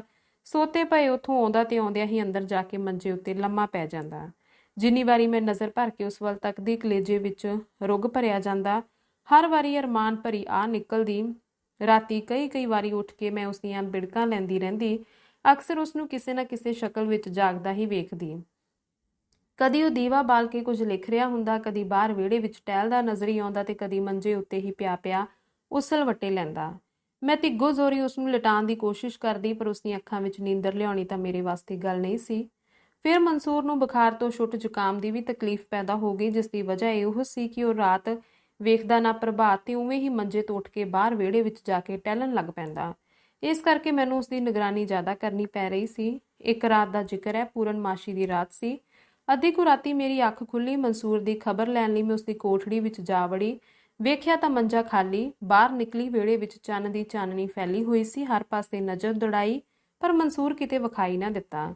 ਦਿਲ ਨੂੰ ਹੌਲ ਪੈਣ ਲੱਗਾ। ਢੂੰਡਦੀ ਮਕਾਨ ਦੇ ਪਿਛੜਵਾੜੇ ਜਾ ਪਹੁੰਚੀ, ਜਿੱਥੇ ਮਨਸੂਰ ਨੇ ਆਪਣੇ ਲਿਖਣ ਪੜ੍ਹਨ ਲਈ ਕਦੀ ਇੱਕ ਢਾਰਾ ਛੱਤਿਆ ਸੀ। ਮਨਸੂਰ ਨੂੰ ਮੈਂ ਢਾਰੇ ਦੀ ਥੰਮੀ ਨਾਲ ਲਿਪਟਿਆਂ ਤੱਕਿਆ। ਦੱਬੇ ਪੈਰੀ ਮੈਂ ਜਦ ਉਸਦੀ ਪਿੱਠ ਪਿੱਛੇ ਜਾ ਪਹੁੰਚੀ ਤਾਂ ਵੇਖਿਆ ਮਨਸੂਰ ਦਬਮੇ ਜਿਹੇ ਢੰਗ ਨਾਲ ਸਿਸਕ ਰਿਹਾ ਸੀ। ਮੈਂ ਅੰਬੜ ਵਾਹੀ ਉਸ ਨੂੰ ਲਿਪਟ ਗਈ ਤੇ ਥੰਮੀ ਪਾਸੋਂ ਹਟਾ ਕੇ ਛੇਤੀ ਉਸ ਨੂੰ ਅੰਦਰ ਲੈ ਆਂਦਾ। ਪਤਾ ਨਹੀਂ ਕਿੰਨੇ ਚਿਰ ਤੋਂ ਸਰਦੀ ਵਿੱਚ ਖੜਾ ਰਹਿਣ ਕਰਕੇ ਉਸ ਦਾ ਪਿੰਡਾ ਬਰਫ਼ ਵਰਗਾ ਹੋਇਆ ਪਿਆ ਸੀ। ਉਹ ਨੀਮ ਹੋਸ਼ੀ ਜਿਹੀ ਦੀ ਹਾਲਤ ਵਿੱਚ ਸੀ। ਉਸੇ ਹਾਲਤ ਵਿੱਚ ਲਿਆ ਕੇ ਮੈਂ ਉਸ ਨੂੰ ਉਸਦੇ ਬਿਸਤਰੇ ਵਿੱਚ ਲਟਾ ਦਿੱਤਾ। ਲਾਲਟੇਨ ਜਗ ਰਹੀ ਸੀ। ਉਹ ਹਮੇਸ਼ਾ ਜਗਾਈ ਰੱਖਦਾ ਸੀ, ਕਿਉਂਕਿ ਅਕਸਰ ਸੁੱਤਿਆਂ ਉਸ ਨੂੰ ਲਿਖਣ ਦਾ ਸ਼ੁਦਾ ਉੱਠ ਖੜੋਇਆ ਕਰਦਾ ਸੀ। ਉਸ ਦੇ ਹੱਥਾਂ ਪੈਰਾਂ ਨੂੰ ਘੁੱਟਦਿਆਂ ਜਦ ਮੈਂ ਅੱਧਾ ਕੁ ਘੰਟਾ ਗੁਜ਼ਾਰ ਦਿੱਤਾ ਤੇ ਜਦ ਚੰਗੀ ਤਰ੍ਹਾਂ ਨਿੱਘ ਆ ਜਾਣ ਕਰਕੇ ਉਹ ਕੁਝ ਰਾਸਤਾ ਹੋਇਆ ਤਾਂ ਮੈਂ ਉਸ ਨੂੰ ਪੁੱਛਿਆ, ਕਿਉਂ ਮਨਸੂਰ, ਕੀ ਗੱਲ ਸੀ? ਉਹ ਇੱਕ ਵਾਰੀ ਅੱਖਾਂ ਫੈਲਾ ਕੇ ਮੇਰੇ ਵੱਲ ਤੱਕਿਆ, ਫਿਰ ਝੱਟ ਹੀ ਉਂਦੀ ਪਾ ਕੇ ਬੋਲਿਆ, ਠੀਕ ਆ ਆਪਾ, ਤੂੰ ਜਾ ਕੇ ਆਰਾਮ ਕਰ, ਤੈਨੂੰ ਕਾਫੀ ਤਕਲੀਫ ਹੋਈ ਹੈ। ਮੈਂ ਉਸ ਨੂੰ ਇਸ ਹਾਲਤ ਵਿੱਚ ਛੱਡ ਕੇ ਕਿਸ ਤਰ੍ਹਾਂ ਸੌਂ ਸਕਦੀ ਸਾਂ? ਤਾਂ ਮੈਨੂੰ ਇਸ ਵਿੱਚ ਜਰਾ ਵੀ ਸ਼ੱਕ ਬਾਕੀ ਨਹੀਂ ਸੀ ਰਿਹਾ ਕਿ ਮਨਸੂਰ ਦੇ ਦਿਲ ਵਿੱਚ ਜ਼ਰੂਰ ਕੁਝ ਐਸਾ ਹੈ ਜਿਹੜਾ ਉਹ ਮੇਰੇ ਪਾਸੋਂ ਬੜੀ ਸਖਤੀ ਨਾਲ ਲੁਕਾਈ ਚਲਾ ਰਿਹਾ ਹੈ। ਬੜੀਆਂ ਕੋਸ਼ਿਸ਼ਾਂ ਕੀਤੀਆਂ, ਵਾਸਤੇ ਪਾਏ, ਤਰਲੇ ਕੱਢੇ, ਪਰ ਉਸਦੇ ਹੱਥ ਅੱਗੇ ਮੇਰੀ ਕੋਈ ਪੇਸ਼ ਨਾ ਜਾ ਸਕੀ। ਉਹ ਬਰਾਬਰ ਸਹੁੰ ਸੁਗੰਧਾ ਖਾ ਕੇ ਇਹੋ ਕਹੀ ਜਾ ਰਿਹਾ ਸੀ ਕਿ ਉਸਨੇ ਕਦੀ ਕੁਝ ਮੇਥੋਂ ਨਹੀਂ ਲੁਕਾਇਆ। ਤੇ ਜਦ ਮੈਂ ਉਸਨੂੰ ਇਸ ਤਰ੍ਹਾਂ ਲੁਕ ਕੇ ਬੁਸਕਣ ਦਾ ਸਬਬ ਪੁੱਛਿਆ ਤਾਂ ਉਸਨੇ ਕਈ ਤਰ੍ਹਾਂ ਦੇ ਬਹਾਨਿਆਂ ਵਿੱਚ ਮੈਨੂੰ ਟਾਲ ਦੇਣਾ ਚਾਹਿਆ, ਪਰ ਮੈਂ ਵੀ ਇੱਕ ਕਰਨ ਦੀ ਨੀਤ ਧਾਰ ਲਈ ਸੀ। ਮੈਂ ਉਸਨੂੰ ਸਾਫ਼ ਕਹਿ ਦਿੱਤਾ, ਮਨਸੂਰ, ਮੈਂ ਤੇਰੀ ਸਹੁੰ ਖਾ ਕੇ ਕਹਿੰਦੀ ਹਾਂ ਕਿ ਜੇ ਹੁਣ ਵੀ ਤੂੰ ਮੇਰੇ ਅੱਗੇ ਦਿਲ ਦਾ ਭੇਤ ਨਾ ਖੋਲਿਆ ਤਾਂ ਕੱਲ ਤੱਕ ਤੂੰ ਮੇਰੀ ਲਾਸ਼ ਇਸੇ ਪਿੰਡ ਦੇ ਖੂਹ ਵਿੱਚ ਤਰਦੀ ਵੇਖੇਗਾ। ਮੈਂ ਤੇਰੀ ਹਾਲਤ ਨੂੰ ਹੋਰ ਨਹੀਂ ਸਹਾਰ ਸਕਦੀ। ਤੇ ਡਾਕਟਰ ਜੀ, ਇਹ ਸੁਣ ਕੇ ਮਨਸੂਰ ਘਬਰਾ ਗਿਆ। ਉਹ ਕੁਝ ਕਹਿਣ ਲਈ ਤਿਆਰ ਹੁੰਦਾ, ਪਰ ਬੋਲਦਾ ਫਿਰ ਰੁਕ ਜਾਂਦਾ। ਇਸੇ ਤਰ੍ਹਾਂ ਕਈ ਵਾਰੀ ਉਸ ਬੋਲਣ ਦੀ ਕੋਸ਼ਿਸ਼ ਕੀਤੀ, ਪਰ ਹਰ ਵਾਰੀ ਅਸਫਲ ਰਿਹਾ। ਮੈਂ ਉਸ ਨੂੰ ਬੜਾ ਪਿਆਰਿਆ ਪੁਚਕਾਰਿਆ, ਇਤਨਾ ਜ਼ਿਆਦਾ ਕਿ ਜਿਸ ਦੀ ਇੱਕ ਜਵਾਨ ਕੁੜੀ ਪਾਸੋਂ ਕੋਈ ਉਮੀਦ ਹੀ ਨਹੀਂ ਕਰ ਸਕਦਾ। ਇੱਥੋਂ ਤੱਕ ਕਿ ਮੈਂ ਉਸ ਦਾ ਮੂੰਹ ਚੁੰਮਿਆ, ਪਰ ਮਨਸੂਰ ਜੋ ਕੁਝ ਕਹਿਣ ਲਈ ਤਿਆਰ ਹੁੰਦਾ, ਜ਼ੁਬਾਨ ਉਸ ਦਾ ਸਾਥ ਨਹੀਂ ਸੀ ਦਿੰਦੀ। ਅਖੀਰ ਮੈਂ ਇਹ ਆਖ ਕੇ ਉਸਦੇ ਮੰਜੇ ਤੋਂ ਉੱਠ ਖੜੋਤੀ, ਚੰਗਾ ਮਨਸੂਰ, ਕੁਝ ਨਾ ਦੱਸ, ਹੁਣ ਮੈਂ ਵੀ ਤੇਥੋਂ ਕਦੀ ਕੁਝ ਨਹੀਂ ਪੁੱਛਾਂਗੀ। ਕੱਲ ਤੋਂ ਤੂੰ ਇਸ ਆਪਾ ਨੂੰ ਨਹੀਂ ਵੇਖੇਗਾ। ਮੇਰੀ ਇਹ ਧਮਕੀ ਕਾਰਗਰ ਸਾਬਿਤ ਹੋਈ। ਉਹ ਕਹਿਣ ਲੱਗਾ, ਦੱਸ ਆਪਾ, ਕੀ ਪੁੱਛਣਾ ਚਾਹੁੰਦੀ ਏ? ਮੈਂ ਜਵਾਬ ਦਿੱਤਾ, ਮਨਸੂਰ, ਸਭ ਤੋਂ ਪਹਿਲਾਂ ਮੈਨੂੰ ਇਹ ਦੱਸ ਕਿ ਤੈਨੂੰ ਕਿਹੜੀ ਗੱਲ ਦਾ ਦੁੱਖ ਸੀ ਕਿ ਇਸ ਅੱਧੀ ਰਾਤ ਵੇਲੇ ਤੂੰ ਸਰਦੀ ਦੀ ਪਰਵਾਹ ਨਾ ਕਰਦਾ ਹੋਇਆ ਬਾਹਰ ਖੜਾ ਹੋ ਰਿਹਾ ਸੈਂ। ਉਹ ਬੋਲਿਆ, ਆਪਾ, ਇਸ ਇੱਕੋ ਸਵਾਲ ਵਿੱਚ ਹੀ ਤਾਂ ਤੇਰੇ ਸਾਰੇ ਸਵਾਲਾਂ ਦਾ ਜਵਾਬ ਲੁਕਿਆ ਹੋਇਆ ਹੈ। ਪਰ ਹੁਣ ਜਦ ਤੂੰ ਜਾਨ ਉੱਤੇ ਖੇਡ ਜਾਣ ਨੂੰ ਤਿਆਰ ਹੋ ਗਈ ਹੈ ਤਾਂ ਮੈਨੂੰ ਦੱਸਣਾ ਹੀ ਪਵੇਗਾ। ਤੇ ਬੋਲਦਾ ਉਹ ਫਿਰ ਗੁੰਮ ਹੋ ਗਿਆ। ਮੈਂ ਇੱਕ ਵਾਰੀ ਫਿਰ ਉਸ ਦਾ ਮੋਢਾ ਟੁੰਮ ਕੇ ਕਿਹਾ, ਮਨਸੂਰ, ਅੱਜ ਤੇਰੀ ਬਹਾਨੇਬਾਜ਼ੀ ਨਹੀਂ ਚੱਲਣੀ ਮੇਰੇ ਅੱਗੇ। ਹਾਂ ਦੱਸ, ਕਿਉਂ ਰੋਇਆ ਸੈਂ? ਉਹ ਕਹਿਣ ਲੱਗਾ, ਮੈਨੂੰ ਇੱਕ ਗੱਲ ਯਾਦ ਆ ਗਈ ਸੀ। ਤੇ ਥੋੜਾ ਜਿਹਾ ਝੇਪ ਕੇ ਉਹ ਬੋਲਿਆ, ਅਸਲ ਵਿੱਚ ਆਪਣੀ ਜਿਸ ਆਪਾ ਬਾਬਤ ਮੈਂ ਤੈਨੂੰ ਇਤਨਾ ਕੁਝ ਦੱਸ ਚੁੱਕਾ ਹਾਂ, ਉਸ ਬਾਰੇ ਇੱਕ ਖਾਸ ਗੱਲ ਮੈਂ ਤੇਥੋਂ ਲੁਕਾਈ ਰੱਖੀ ਸੀ। ਮੈਂ ਪੁੱਛਿਆ, ਉਹ ਕੀ ਮਨਸੂਰ? ਉਹ ਕਹਿਣ ਲੱਗਾ, ਆਪਾ ਨਾਲ ਮੇਰੀ ਮੰਗਣੀ ਹੋਈ ਸੀ ਤੇ ਅੱਜ ਦੇ ਦਿਨ ਫੱਗਣ ਦੀ ਚੰਨੋਂ 1 ਤਰੀਕ ਮੇਰਾ ਉਸ ਦਾ ਨਿਕਾਹ ਮੁਕਰਰ ਹੋਇਆ ਸੀ। ਇਸੇ ਗੱਲ ਦੀ ਯਾਦ ਨੇ ਅੱਜ ਮੈਨੂੰ ਜ਼ਿਆਦਾ ਪਰੇਸ਼ਾਨ ਕਰ ਦਿੱਤਾ। ਮੇਰੇ ਅੰਦਰ ਅਰਮਾਨਾਂ ਦੀ ਹਨੇਰੀ ਜਿਹੀ ਝੁੱਲਣ ਲੱਗ ਪਈ ਤੇ ਘੜੀ ਮੁੜੀ ਇਹ ਖਿਆਲ ਮੇਰੇ ਦਿਲ ਦੇ ਜ਼ਖਮਾਂ ਨੂੰ ਛੇੜਨ ਲੱਗਾ ਕਿ ਜੇ ਮੈਂ ਆਪਣੇ ਵਤਨ ਵਿੱਚ ਹੁੰਦਾ ਜੇ ਫਸਾਦਾਂ ਦੀ ਕਿਆਮਤ ਨਾ ਆਉਂਦੀ ਤਾਂ ਅੱਜ ਦੀ ਰਾਤ ਸਾਡੀ ਸੁਹਾਗ ਰਾਤ ਹੁੰਦੀ। ਮਨਸੂਰ ਨੇ ਦਿਲ ਦਾ ਉਹ ਗੁੱਝਾ ਭੇਤ ਵੀ ਖੋਲ ਦਿੱਤਾ। ਕਹਿਣ ਲੱਗਾ, ਆਪਾ ਮੈਂ ਅਸਲ ਵਿੱਚ ਬਹੁਤ ਵੱਡਾ ਗੁਨਾਹਗਾਰ ਹਾਂ। ਬੇਸ਼ੱਕ ਤੂੰ ਮੇਰੀ ਆਪਾ ਦੀ ਥਾਂ ਲੈ ਲਈ, ਤੂੰ ਮੈਨੂੰ ਉਸ ਨਾਲੋਂ ਘੱਟ ਪਿਆਰ ਨਹੀਂ ਦਿੱਤਾ। ਸੱਚੀ ਗੱਲ ਤਾਂ ਇਹ ਹੈ ਕਿ ਤੂੰ ਹੀ ਮੈਨੂੰ ਅੱਜ ਤੱਕ ਜਿੰਦਾ ਰੱਖ ਸਕੀ ਏ, ਪਰ ਇਸ ਤੋਂ ਵੀ ਸੱਚੀ ਗੱਲ ਇਹ ਹੈ ਕਿ ਮੇਰੀ ਮੌਤ ਜਿਹੜੀ ਜਲਦੀ ਹੀ ਹੋਣ ਵਾਲੀ ਹੈ, ਉਸ ਦਾ ਸਬਬ ਵੀ ਤੂੰ ਹੀ ਹੋਵੇਂਗੀ। ਦਿਲ ਦਾ ਜਿਹੜਾ ਗੁਨਾਹ ਮੈਂ ਅੱਜ ਤੱਕ ਤੇਥੋਂ ਲੁਕਾਈ ਰੱਖਿਆ ਸੀ, ਉਹ ਇਹੋ ਸੀ ਕਿ ਮੈਂ ਆਪਣੇ ਨਫਸ ਉੱਤੇ ਕਾਬੂ ਰੱਖਣਾ ਚਾਹੁੰਦਾ ਸਾਂ ਜਦ ਤੱਕ ਮੇਰੀ ਜਾਨ ਵਿੱਚ ਜਾਨ ਹੈ। ਇਸ ਰਾਜ ਨੂੰ ਮੈਂ ਜਾਨ ਉੱਤੇ ਖੇਡ ਕੇ ਵੀ ਦਿਲ ਚੋਂ ਬਾਹਰ ਨਹੀਂ ਸੀ ਆਉਣ ਦੇਣਾ, ਪਰ ਤੂੰ ਮੈਨੂੰ ਬੇਵਸ ਕਰ ਦਿੱਤਾ ਜਦ ਕਿ ਤੂੰ ਖੂਹ ਵਿੱਚ ਛਾਲ ਮਾਰਨ ਲਈ ਤਿਆਰ ਹੋ ਗਈ। ਮੈਂ ਬੜੀ ਕੋਸ਼ਿਸ਼ ਕੀਤੀ ਆਪਾ ਕਿ ਮਰਦੇ ਦਮ ਤੱਕ ਆਪਣੇ ਨਾਪਾਕ ਜਜ਼ਬੇ ਨੂੰ ਜ਼ਬਾਨ ਤੱਕ ਨਹੀਂ ਆਉਣ ਦਿਆਂਗਾ, ਪਰ ਤੂੰ ਹੱਥ ਧੋ ਕੇ ਮੇਰੇ ਪਿੱਛੇ ਪੈ ਗਈ। ਫਿਰ ਵੀ ਮੈਂ ਆਪਣੇ ਇਰਾਦੇ ਤੋਂ ਨਾ ਟਲਦਾ ਜੇ ਤੇਰੀ ਜ਼ਿੰਦਗੀ ਖਤਰੇ ਵਿੱਚ ਨਾ ਵੇਖਦਾ। ਮੇਰਾ ਖਿਆਲ ਸੀ ਆਪਾ ਕਿਸੇ ਖੁਦਾ ਨਖਾਸਤਾ ਮੇਰੇ ਇਸ ਨਾਪਾਕ ਜਜ਼ਬੇ ਦਾ ਕਿਸੇ ਤਰ੍ਹਾਂ ਤੈਨੂੰ ਇਲਮ ਹੋ ਗਿਆ ਤਾਂ ਤੇਰੇ ਦਿਲ ਚੋਂ ਮੇਰਾ ਆਪਣਾ ਸਾਰਾ ਪਿਆਰ ਤੇ ਅਦਬ ਗਵਾ ਬੈਠਾਂਗਾ। ਹੁਣ ਜਦ ਕਿ ਤੂੰ ਮੇਰੇ ਇਸ ਨਾਕਾਬਲੇ ਮੁਆਫੀ ਗੁਨਾਹ ਤੋਂ ਵਾਕਿਫ ਹੋ ਗਈ ਹੈ ਤਾਂ ਯਕੀਨਨ ਤੂੰ ਮੈਨੂੰ ਨਫ਼ਰਤ ਕਰ ਰਹੀ ਹੋਵੇਂਗੀ। ਰੱਬ ਦੇ ਵਾਸਤੇ ਆਪਾ ਮੈਨੂੰ ਨਫ਼ਰਤ ਨਾ ਕਰੀ, ਮੈਂ ਗੁਨਾਹਗਾਰ ਹਾਂ, ਤੇਰਾ ਗੁਨਾਹਗਾਰ ਹਾਂ। ਤੂੰ ਜੇ ਚਾਹੇ ਤਾਂ ਮੇਰੀ ਖਤਾ ਮੁਆਫ ਕਰ ਸਕਦੀ ਏ। ਇਹ ਕਹਿੰਦਾ ਹੋਇਆ ਮਨਸੂਰ ਮੇਰੇ ਪੈਰਾਂ ਵਿੱਚ ਸਿਰ ਰੱਖ ਕੇ ਸਿਸਕਣ ਲੱਗ ਪਿਆ।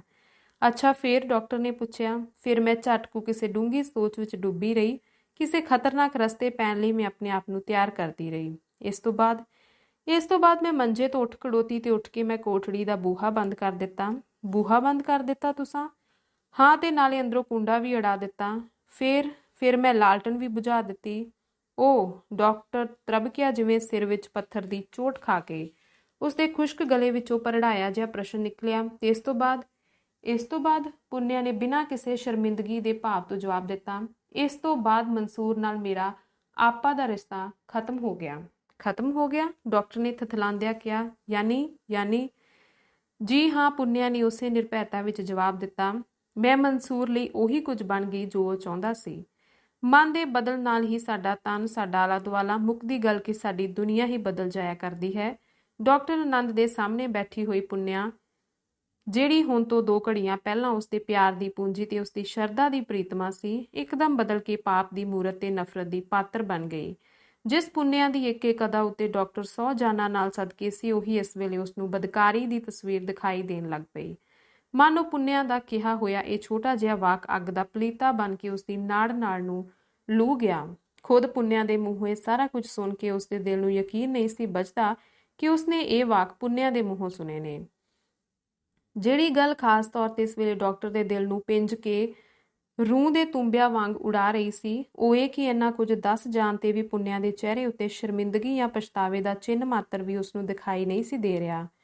ਮਨ ਉਸਨੇ ਆਪਣੀ ਕਿਸੇ ਬਹਾਦਰੀ ਦਾ ਕਾਰਨਾਮਾ ਸੁਣਾਇਆ ਹੋਵੇ। ਡਾਕਟਰ ਲਈ ਇਸ ਕਮਰੇ ਦਾ ਵਾਤਾਵਰਨ ਜ਼ਹਿਰੀਲਾ ਬਣ ਗਿਆ, ਜਿਸ ਵਿੱਚ ਸਾਹ ਲੈਣਾ ਉਸ ਲਈ ਦੁੱਬਰ ਸੀ। ਉਸ ਦੇ ਅੰਦਰ ਚਾਹ ਪੈਦਾ ਹੋਈ ਕਿ ਹੋਰ ਇੱਕ ਅੱਖਰ ਵੀ ਬੋਲਣ ਜਾਂ ਸੁਣਨ ਤੋਂ ਬਿਨਾਂ ਬਾਹਰ ਨਿਕਲ ਜਾਵੇ। ਘੜੀ ਮੁੜੀ ਉਸ ਦੇ ਅੰਦਰ ਸਵਾਲ ਉੱਠਦਾ ਕਿ ਪੁੰਨਿਆ ਵਰਗੀ ਲੜਕੀ ਇਤਨੀ ਪਤਿਤ ਹੋ ਸਕਦੀ ਹੈ।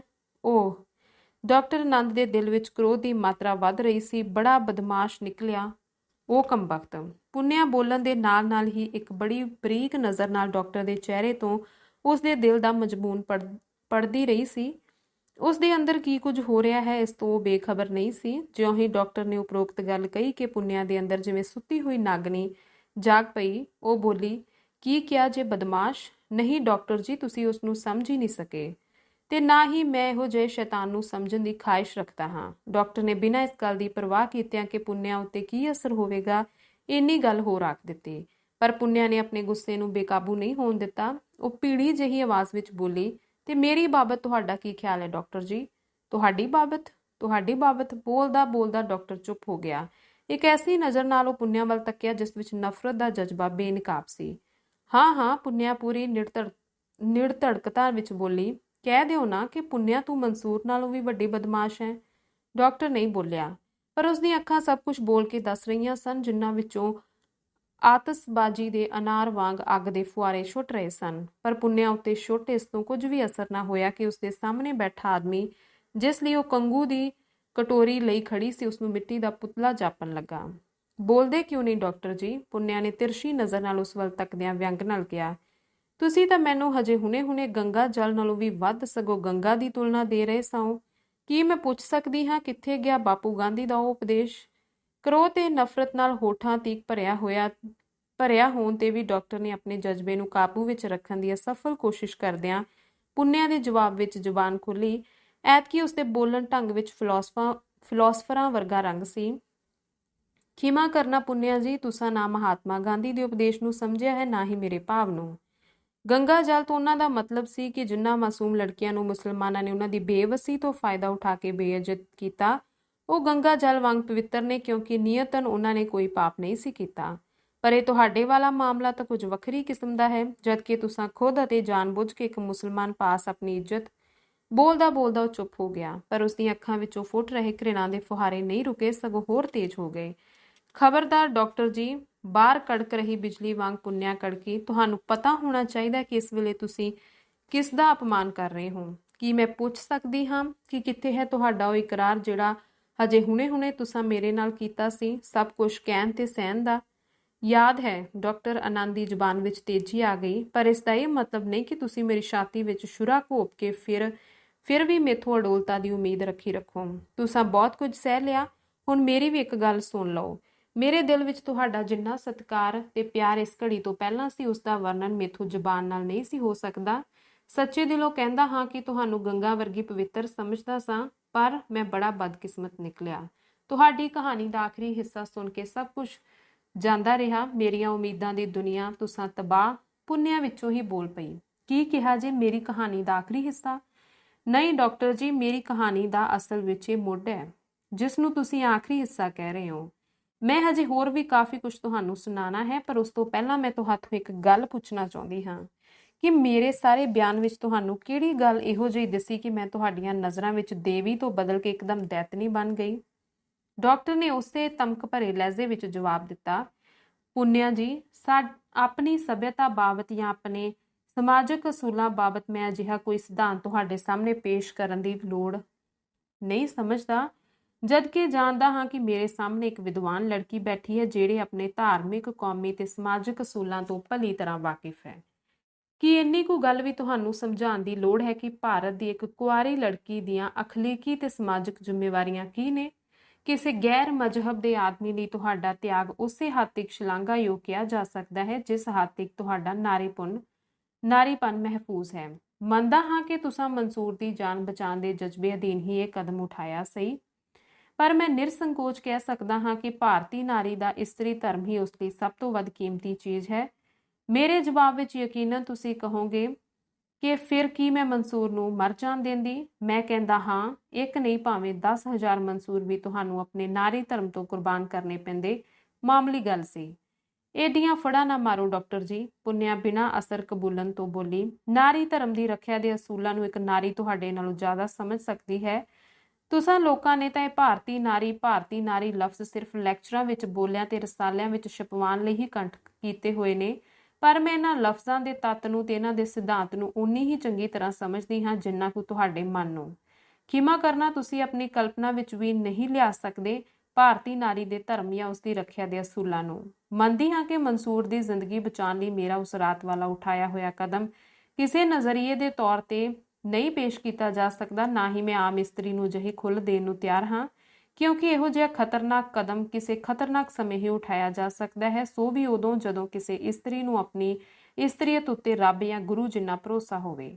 ਮਹਾਤਮਾ ਬੁੱਧ ਵਰਗੇ ਅਹਿੰਸਾ ਧਰਮੀ ਨੇ ਜੇ ਕਿਸੇ ਸ਼ਰਧਾਲੂ ਦਾ ਦਿਲ ਟੁੱਟਣ ਦੇ ਡਰੋਂ ਗਊ ਮਾਸ ਖਾ ਲਿਆ ਸੀ, ਤਾਂ ਇਸ ਦਾ ਇਹ ਮਤਲਬ ਨਹੀਂ ਕਿ ਬੋਧੀਆਂ ਲਈ ਇਸ ਦੀ ਖੁੱਲ੍ਹ ਹੋ ਗਈ। ਤੁਸਾਂ ਲੋਕਾਂ ਜਿਨ੍ਹਾਂ ਨੂੰ ਮੈਂ ਸਿਧਾਂਤਿਕ ਢੰਡੋਰਚੀ ਕਹਾਂਗੀ, ਇਹੋ ਜਿਹੀਆਂ ਗੱਲਾਂ ਦਾ ਪ੍ਰਚਾਰ ਕਰ ਕਰਕੇ ਭਾਰਤ ਦੀ ਇਸਤਰੀ ਨੂੰ ਬਿਲਕੁਲ ਕੱਚ ਦੀ ਵੰਗ ਜਾਂ ਲਾਜਵੰਤੀ ਦਾ ਬੂਟਾ ਬਣਾ ਦਿੱਤਾ ਹੈ, ਜੋ ਜਰਾ ਜਿੰਨੀ ਸ਼ੋਅ ਜਾਂ ਹਵਾ ਦੇ ਬੁੱਲੇ ਨਾਲ ਹੀ ਉਸਦਾ ਨਾਰੀਪੁਣਾ ਟੁੱਟ ਕੇ ਚੀਨੀ ਹੋ ਜਾਂਦਾ ਹੈ।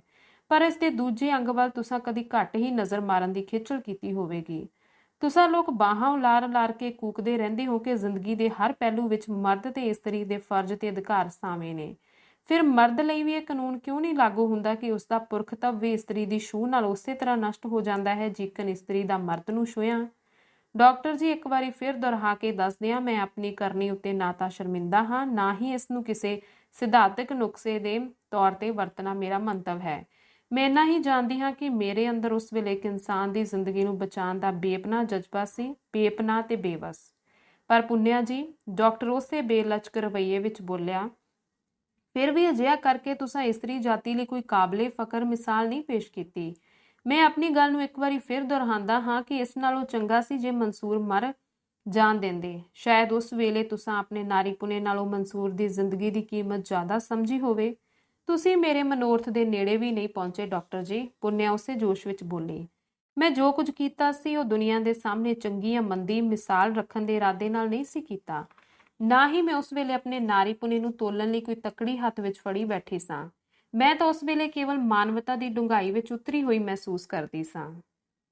ਉਸ ਵੇਲੇ ਹੋਰ ਕੋਈ ਵੀ ਮੁਅੱਸਰ ਇਲਾਜ ਜੇਕਰ ਮੈਨੂੰ ਔੜ ਸਕਦਾ ਤਾਂ ਮੈਂ ਜ਼ਰੂਰ ਉਸੇ ਨੂੰ ਵਰਤੋਂ ਵਿੱਚ ਲਿਆਉਂਦੀ, ਪਰ ਕੋਈ ਹੋਰ ਮੈਨੂੰ ਨਜ਼ਰ ਆਇਆ ਹੀ ਨਹੀਂ ਸੀ। ਮੈਂ ਨਾ ਤਾਂ ਮਨਸੂਰ ਉਤੇ ਅਹਿਸਾਨ ਕਰਨ ਖਾਤਰ ਕੀਤਾ, ਨਾ ਹੀ ਕਿਸੇ ਸੁਧਾਰ ਦੇ ਨੁਕਤੇ ਤੋਂ। ਮੈਂ ਤਾਂ ਸਿਰਫ ਆਪਣੇ ਮਨ ਦੀ ਬਦਅਮਨੀ ਮਿਟਾਉਣ ਲਈ ਕੀਤਾ ਸੀ। ਮਨਸੂਰ ਦੀ ਜਿਹੜੀ ਹਾਲਤ ਮੈਂ ਉਸ ਵੇਲੇ ਵੇਖ ਰਹੀ ਸਾਂ, ਉਸਨੇ ਮੇਰੇ ਅੰਦਰ ਇੱਕ ਅਸ਼ਾਂਤੀ ਜਿਹੀ ਪੈਦਾ ਕਰ ਦਿੱਤੀ ਸੀ ਤੇ ਉਸੇ ਅਸ਼ਾਂਤੀ ਨੂੰ ਮੈਂ ਦੂਰ ਕਰਨਾ ਚਾਹਿਆ। ਉਸ ਪਿਆਸੇ ਆਦਮੀ ਵਾਂਗ ਜਿਹੜਾ ਪਾਣੀ ਦੀ ਅਣਹੋਂਦ ਕਰਕੇ ਪਿਆਸ ਨਾਲ ਲੁੱਝ ਰਿਹਾ ਹੋਵੇ ਤੇ ਜਿਸ ਨੂੰ ਕਿਤੋਂ ਇੱਕ ਭਰਿਆ ਹੋਇਆ ਗਲਾਸ ਦਿਸ ਪਿਆ ਹੋਵੇ, ਜਿਸ ਨੂੰ ਉਹ ਬਿਨਾਂ ਇਸ ਗੱਲ ਦੀ ਪਰਖ ਕੀਤਿਆਂ ਗਟਾਗਟ ਪੀ ਗਿਆ ਹੋਵੇ ਕਿ ਪੀਣ ਵਾਲੀ ਚੀਜ਼ ਪਾਣੀ ਸੀ ਕਿ ਕੋਈ ਜ਼ਹਿਰ ਘੁਲਿਆ ਹੋਇਆ।